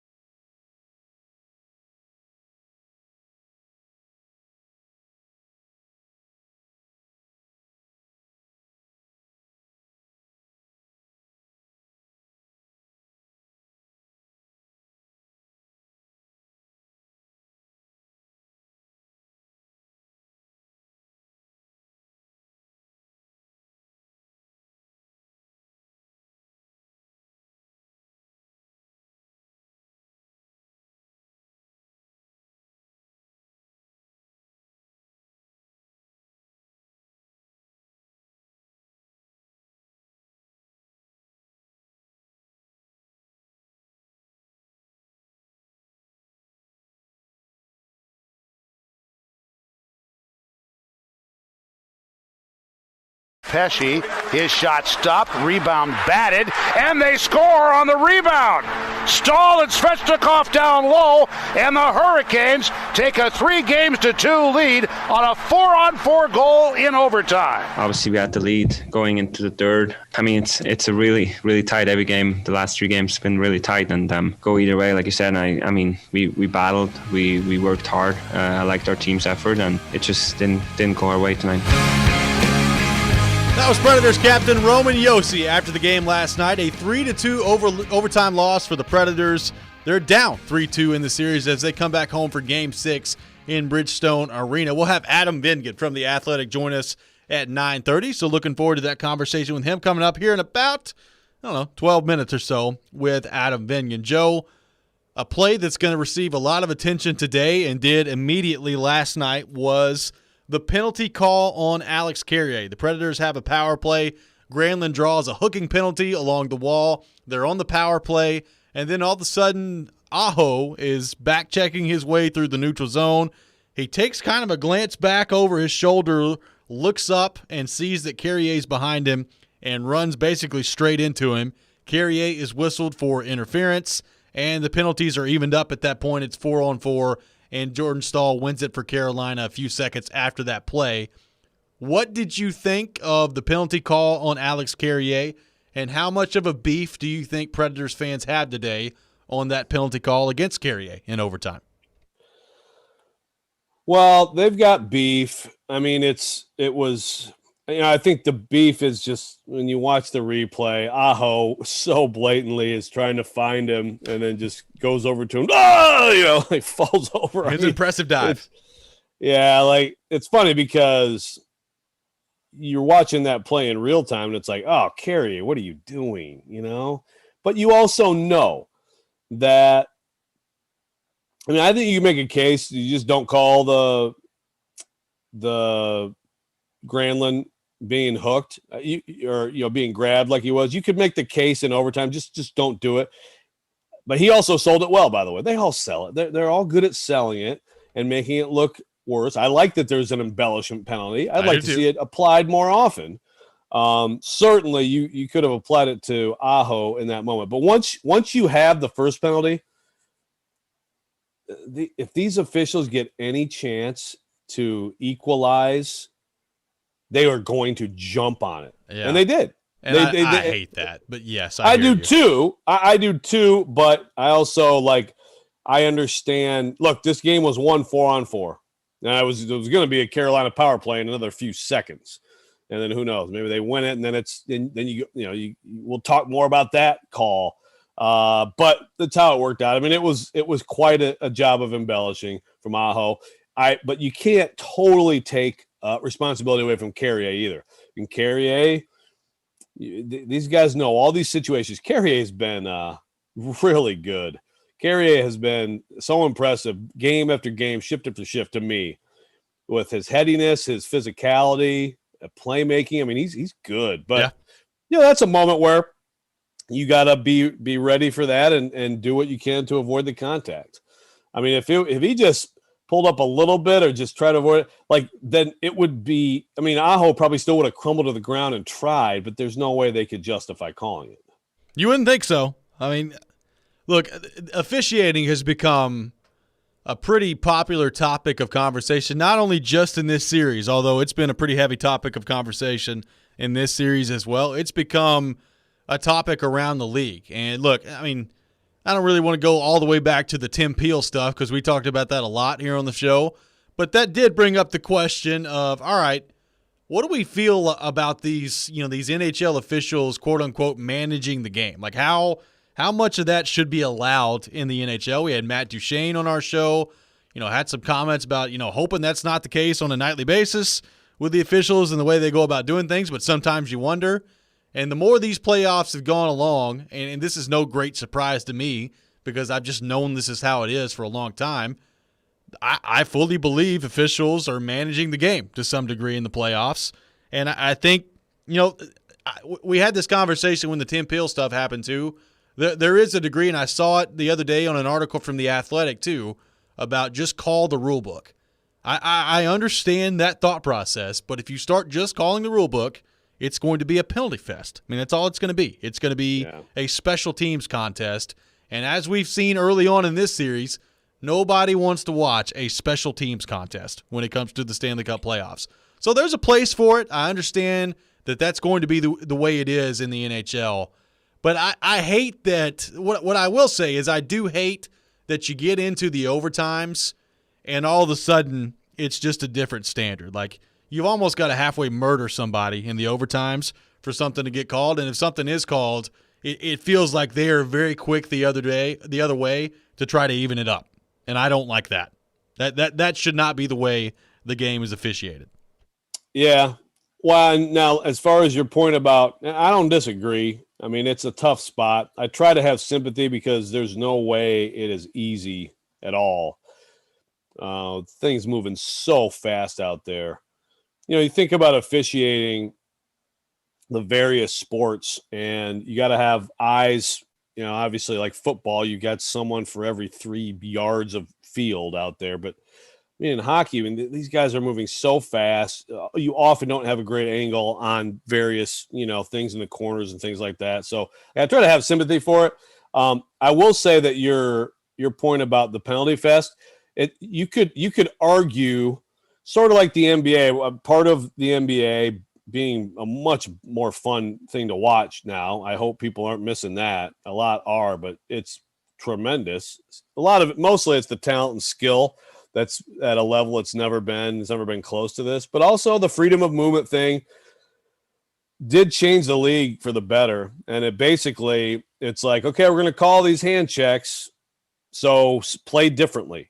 And it worked. I don't know that you can really necessarily apply that to hockey, but they did. I mean, it's gotten a lot. Sure, better. There has been better movement. Yeah. But I guess, no, you're right, and it has gotten better. I guess, like, if you're just talking about the idea of even going a step further, would it open up the game, and would you just have fewer penalties? I don't know, but it's also like it's not realistic to think officials aren't going to think situationally and manage a game. Frankly, like I understand that that's not by the book, but also I don't want a call to decide a game unless it has to, unless there's a guy blasting a wide open receiver in an NFC championship game, and it goes uncalled. Like, there's where you make the call, but I don't know. It's complicated, man.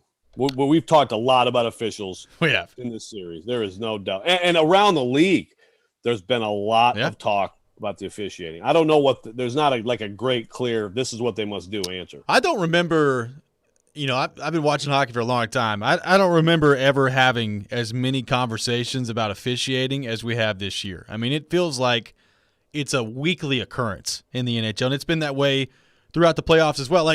And Dom Lucian came out with a piece on The Athletic who I think brings up a really good point. Connor McDavid is the best player in the world. He put up 103 points in the regular season.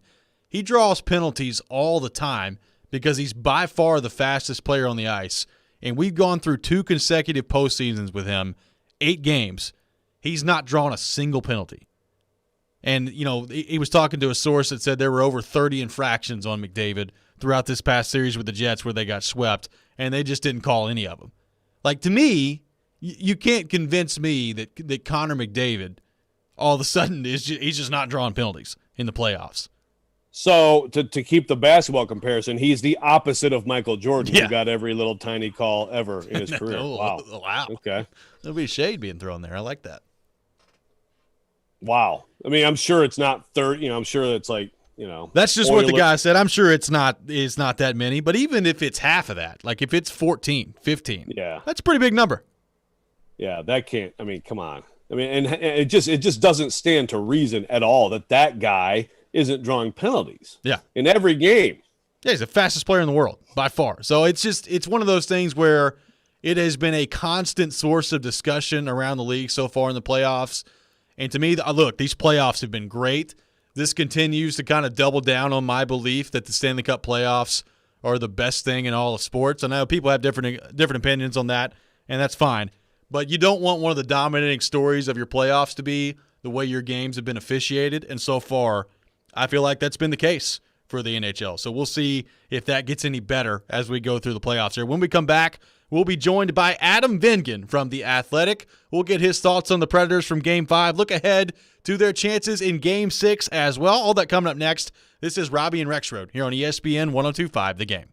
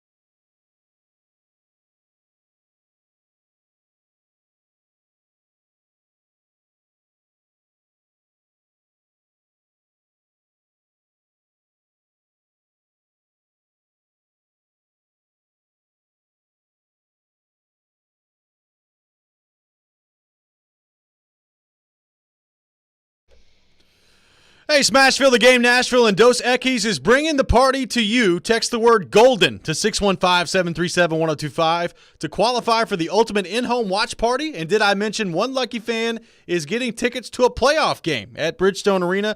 Get a dose, Smashville. You must be 21 or older to enter and win. Enjoy Dos Equis responsibly. Welcome back in. Robby and Rexrode here on ESPN 102.5 The Game. Robbie Stanley, Joe Rexrode, Ryan Porth here with you on this Wednesday morning in Nashville, Tennessee, discussing the Predators' loss in Game 5 to Carolina. And to help us talk more about that, we go to our 102.5 The Game phone line, driven by WilsonCountyHyundai.com, and welcome in our good friend Adam Vingan from The Athletic. Adam, what's going on? How we doing?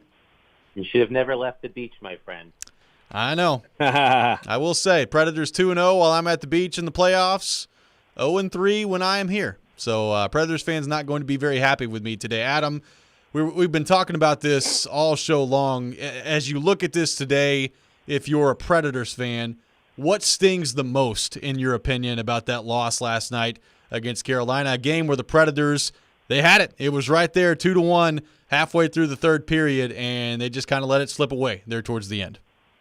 Yeah, there's a lot to choose from. And the one that comes to mind right now, just because I was looking at it right before you called, was the rebound chance that Ryan Johansen had around midway through the third period. Ellie Tolvanen shoots the puck from the right wall. It bounces right into the slot. Johansen's all alone, and he misses. If he scores there, we might be talking about a 3-2 series lead with a chance to close out.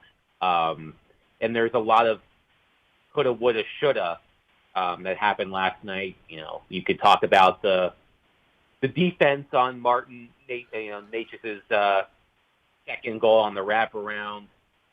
You can talk about the Carrier-Aho collision that led to the 4-on-4 opportunity in overtime. You know, there's a lot you can pick out. But to me, just because I was looking at it now, it would be interesting to see what would have played out if Ryan would have cashed in on that great opportunity midway through the third period and given the Predators a 3-1 lead. Yeah, that one certainly one of those moments. What did you think about just purely, again, taking the long view that, or the wide angle view, that obviously there are going to be bad calls both ways. There's going to be mistakes and all that stuff. But what did you think about the both penalties in overtime and Carrier's, I guess, culpability there? I mean, is it, if he just gets a little bit out of the way, does he avoid that? Yeah, that's a good question.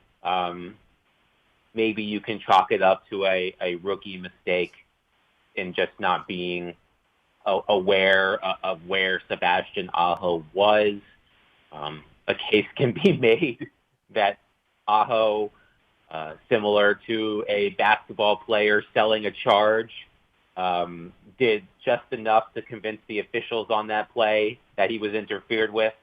I could certainly make the case that shouldn't have been a penalty, but oftentimes in those situations, you know, you do have to be aware of your surroundings.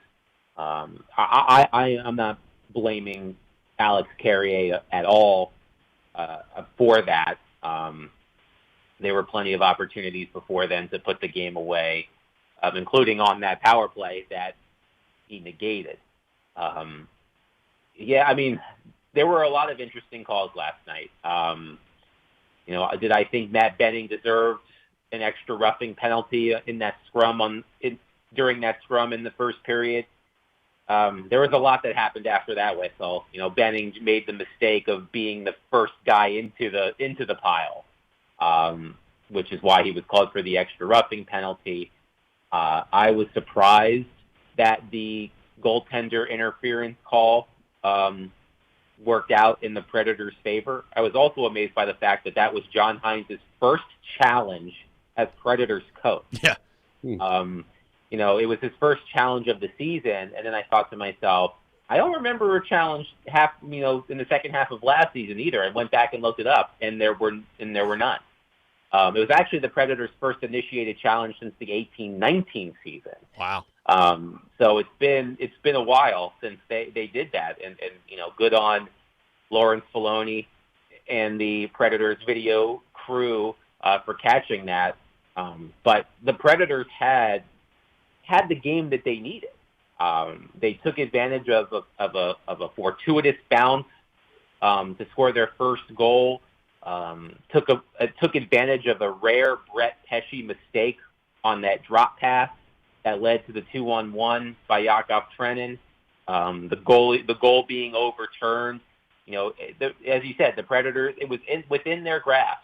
But the thing about the Carolina Hurricanes is what they've done all season is when they need a big play, somebody steps up. It was Martin Necas and Jordan Staal last night, just as it was Matthew Shane, Ryan Johansen in games 3 and 4. So, yeah, I mean, it's a very interesting game to be sure. But the Predators have not been overmatched in this series at all. I went back and looked this up this morning. The score has been within 1 goal for 96% of the playing time in this series. Jeez. Like, it hasn't been. We all thought the Predators were going to get their butts kicked in this series, and that hasn't been the case. So I have faith that they can extend this series tomorrow, but it's going to take a lot to do that. Adam Vingan from The Athletic on the line with us, driven by WilsonCountyHyundai.com. Adam, what have you thought of the power play units the last 3 games that John Hines has put together, and do you think they require any adjustments heading into Game 6? Well, I think they've done a much better job of sustaining offensive zone pressure than they did in the early games of the series, the 2 games in Carolina to start the series. As I was watching the power play last night, one thing that caught my eye, and correct me if I'm wrong here, Philip Forsberg and Ellie Tolvanen are on separate units. That is correct. And I think that it would be wise to have them on the same unit. I think on Forsberg's unit, he's in the right circle. Calle Jarnkrok is in the left circle. I think it would make a lot more sense to have Ellie in the left circle. We saw how well that worked during the second half of the season. With all due respect to Calle Jarnkrok, the Hurricanes penalty kill doesn't have to respect his shot as much as they do Ellie Tolvanen's from that spot. And I think having him and Forsberg on the same unit again could open up some more opportunities. I'm not sure if putting Matthew Shane and Ryan Johansen back on the power play is the solution, because it seems to have been the process seems to have been okay without them. But if I were to make one change, I would put Ellie Tolvanen on the same unit as Philip Forsberg to give the Predators that dual threat in each circle. So, Adam, even with and that is an amazing stat, the 1 goal differential of almost the entire series. But as you know, I mean, that can be the case, and one team or the other can still be controlling the play. And I thought Carolina did that, especially, trying to get that lead to series lead to 3-1 in Game 4 for the first 2 periods. It has gotten, since the 3rd period of Game 4 and really through last night, the Preds have kind of flipped it. So is that sustainable? Is this can they carry that into tomorrow? Do you feel like they've figured some things out that they can take to this game and potentially to Game 7, or was last night something a little bit of a playoff game where the favorites feeling the pressure and they're at home and you can't count on being able to have that kind of game again? Yeah, well, I think the key for the Predators is to try to keep the game 5-on-5 as much as possible. I mean, I don't think the Predators have been overmatched at 5-on-5. I think special teams, to the Predators' credit, they've done an admirable job of preventing the Hurricanes from feasting on their power play. And outside of, Game 2, where the Hurricanes had better chances shorthanded than the Predators did on their power play, I think the special teams battle hasn't been out of whack. Even 4-on-4, the Hurricanes have had the better of play. Jordan Staal scored 2 goals in this series at 4-on-4. If they can keep the game 5-on-5 as much as possible, I know that a lot of fans rolled their eyes at John Hines' comments early in the series about how well they think they played 5-on-5. I mean, I think he did have a point, even if it did sound like a bit of putting lipstick on a pig at that portion of the series. Lipstick on Stormy the pig, perhaps. Yes. Anyway, I think the Predators have done a much better job of making this series competitive than we all anticipated. A lot of people picked the Canes to sweep this series. A lot of people picked them to win in 5. I picked the Hurricanes to win in 6. I expected the Predators to be a little bit more competitive than people were giving them credit for. And I do think there is a lot about this series that they can be confident about heading into Game 6. But there are going to be a lot of things they need to do better. At the end of the day, as I said, the series has been so tight. It would be nice to see the Predators open it up a little bit, get a 2-goal lead and see what could happen with that. And I just know that there are going to be 14,107 amped up and incredibly nervous fans in the building tomorrow night. And it should make for a really good game. Should be a really good game, a really cool environment. And luckily for us, it starts at about 9 o'clock at night. That'll be fun too, Adam. Looking forward to that. Well, I can't wait for it to go into quadruple overtime and for the game-winning goal to be scored at like 2 a.m. Yeah, it's going to be fun. Adam Vingan from The Athletic has been our guest here on Robby and Rexrode. Joins us every Wednesday here at 9:30 here on the show. Adam, great stuff, brother. Appreciate you taking time to join us. All right, guys. Thanks. Absolutely. We'll react a little bit to what night. Adam had to say. They're going to be very late tomorrow night. That is for sure. We'll react a little bit to what Adam had to say there when we come back. Get some of your thoughts as well on our text line driven by WilsonCountyHyundai.com, 615-737-1025, 615-737-1025. This is Robby and Rexrode here on ESPN 1025 The Game.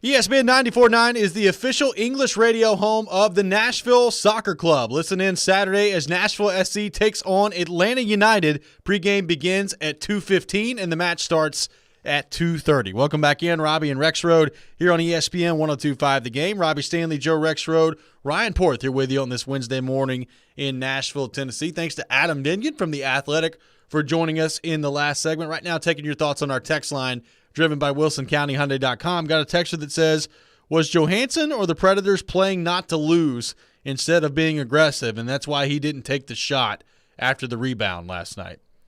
Well, he did take the shot. He just did not hit the net. Yeah, playing that. I mean, if you're in the offensive zone, you got a chance to score. Like no one says, I think I'd rather just keep the score closer. Now, where I will say, I mean, Yossi not taking the shot, I've got a problem with that. I mean, take the shot. Like that's to me is more, maybe that's the situation they're talking about. They just got the players mixed up on the text line. But that was, to me, the more egregious area. I know a lot of people got a problem with Johansen's, and I get it. He's your number one center. Hit the net. Like make the goaltender at least make a save, and in a perfect world, you would like to see your number one center convert on that play. So I get that. I totally understand that, and that's all fair.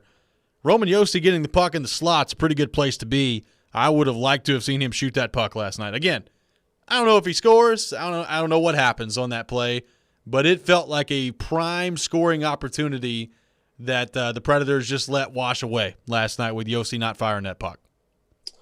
Yeah, but I still look at that. I agree. I mean, that's one you got to put up there. I think that was trying to be too cute or trying to be a little too crafty to make a play. I mean, I don't think, I think when you have they still had chances, I mean, were they being defensively responsible and maybe a little bit back because they were up a one goal after the halfway point of the third period in a playoff game? Sure. But I don't think that qualifies as playing not to lose. I mean, I think you're a little bit smarter there, but you still, when you get in the offensive zone, you get chances, you take them. I mean, I don't think it was that. I think that, there was a great play made at their expense, and there are a couple things that they could have done better on that one play. But I thought they had it exactly where they wanted it until that play happened. So if you're the Predators, you had a game that was largely going the way, exactly the way that you needed to go in Game 5. I talked about the formula that they had earlier, which was very clearly making life very difficult on Carolina coming through the neutral zone. I mean, Pierre Maguire talked about that extensively last night on the CNBC broadcast. The Predators were doing a great job defensively in that game of making life difficult for the Hurricanes. Is that the formula they follow in Game 6? And if so, Joe, what's your confidence level in the Predators coming back home tomorrow for Game 6 that they can extend this series and get this thing back to Raleigh for a Game 7 where anything can happen? Well, I think they'll respond. They've responded all year. They've been in a position now for a long period of time of really having to consistently bring it, and they did a lot of winning in the second half, but they had some bad moments too. You think about that Chicago, 3 straight goals, they bounce back from that, bounce back from Columbus. They've bounced back in this series. I think they'll do it again. I think it's still going to be difficult to win. And some of it is just as simple as, like Johansen, you finish that play, you win the game last night. Yeah. Duchesne makes a ridiculous play in Game 3, you win that game. If he doesn't, who knows? I mean, you gotta make those plays. I will say one thing to take, and I threw this in my story at the Athletic today, but Shane from Ashland City texted this in too. I thought this was a remarkable stat. The Preds had 4 giveaways last night. Yeah. I mean, they had they had 1 through 2 periods, and they had 4 in an overtime game. Granted, short overtime, but like that's against that team. Normally you're in the teens for sure. Sure. So like I thought they were so poised in the defensive zone in moments that earlier in the series and really all season they have not always been, and they've had these killer giveaways that have cost them. And I thought last night, for whatever reason, they had the patience and the poise to keep making the right play. So that you take to tomorrow, because that's what Carolina forces you to do that, and they make it very hard for you to do that. That to me is an astounding stat. It's also another reason you look at that and say, gosh, that's a game you win. because you were so poised and solid and sound with the puck all night. Joe, what would you do tomorrow from a lineup perspective? And Port said this earlier, I did not think it was as strong of a game from Johansen, Duchesne, and Forsberg together. Do you give any consideration to breaking that lineup heading back in for Game 6, or are you just riding with those three on the top line at this point and letting the chips fall where they may in this series? I think I would stick with those guys, as has been pointed out by you and by others. Last change is certainly making a difference in this series. But beyond that, I feel like, it wasn't, they did not build on 3 and 4, but I still think that they've done enough in those 3 games to keep them together and to want to see them bring it back to the Nashville performance that you had together in Game 6. I would keep that together. I would keep it together too. I think you've got to at this point. And look, I don't know what the status of Arvidsson is going to be at this point. I'm not sure he even gets back in the lineup in this series. So I think you're keeping them together and just rolling with it at that point and just letting the chips fall where they may. But I agree with Vingen. I want to see Forsberg and Tolvanen together. Yeah, that's the best combo on that unit that they've had in years. I would rather see that together. I don't know, like last night. I mean, obviously the Herd line has 2 goals. I mean, I feel like I'd probably stick with Jeannot. Yeah, he made that switch last night. I don't know. Ben Harper, is that going to change? I don't know. Probably not. Probably going to be the same. But there's going to be something. There's going to be something that I bet you he does something that we're not anticipating. Probably so. We'll see what happens coming up in Game 6. We'll have coverage all day long tomorrow for Game 6 here on Robby and Rexrode. Looking ahead to a massive game for the Predators. That does it for us today. Darren Donick and Chase is coming up next. This is ESPN 102.5 The Game.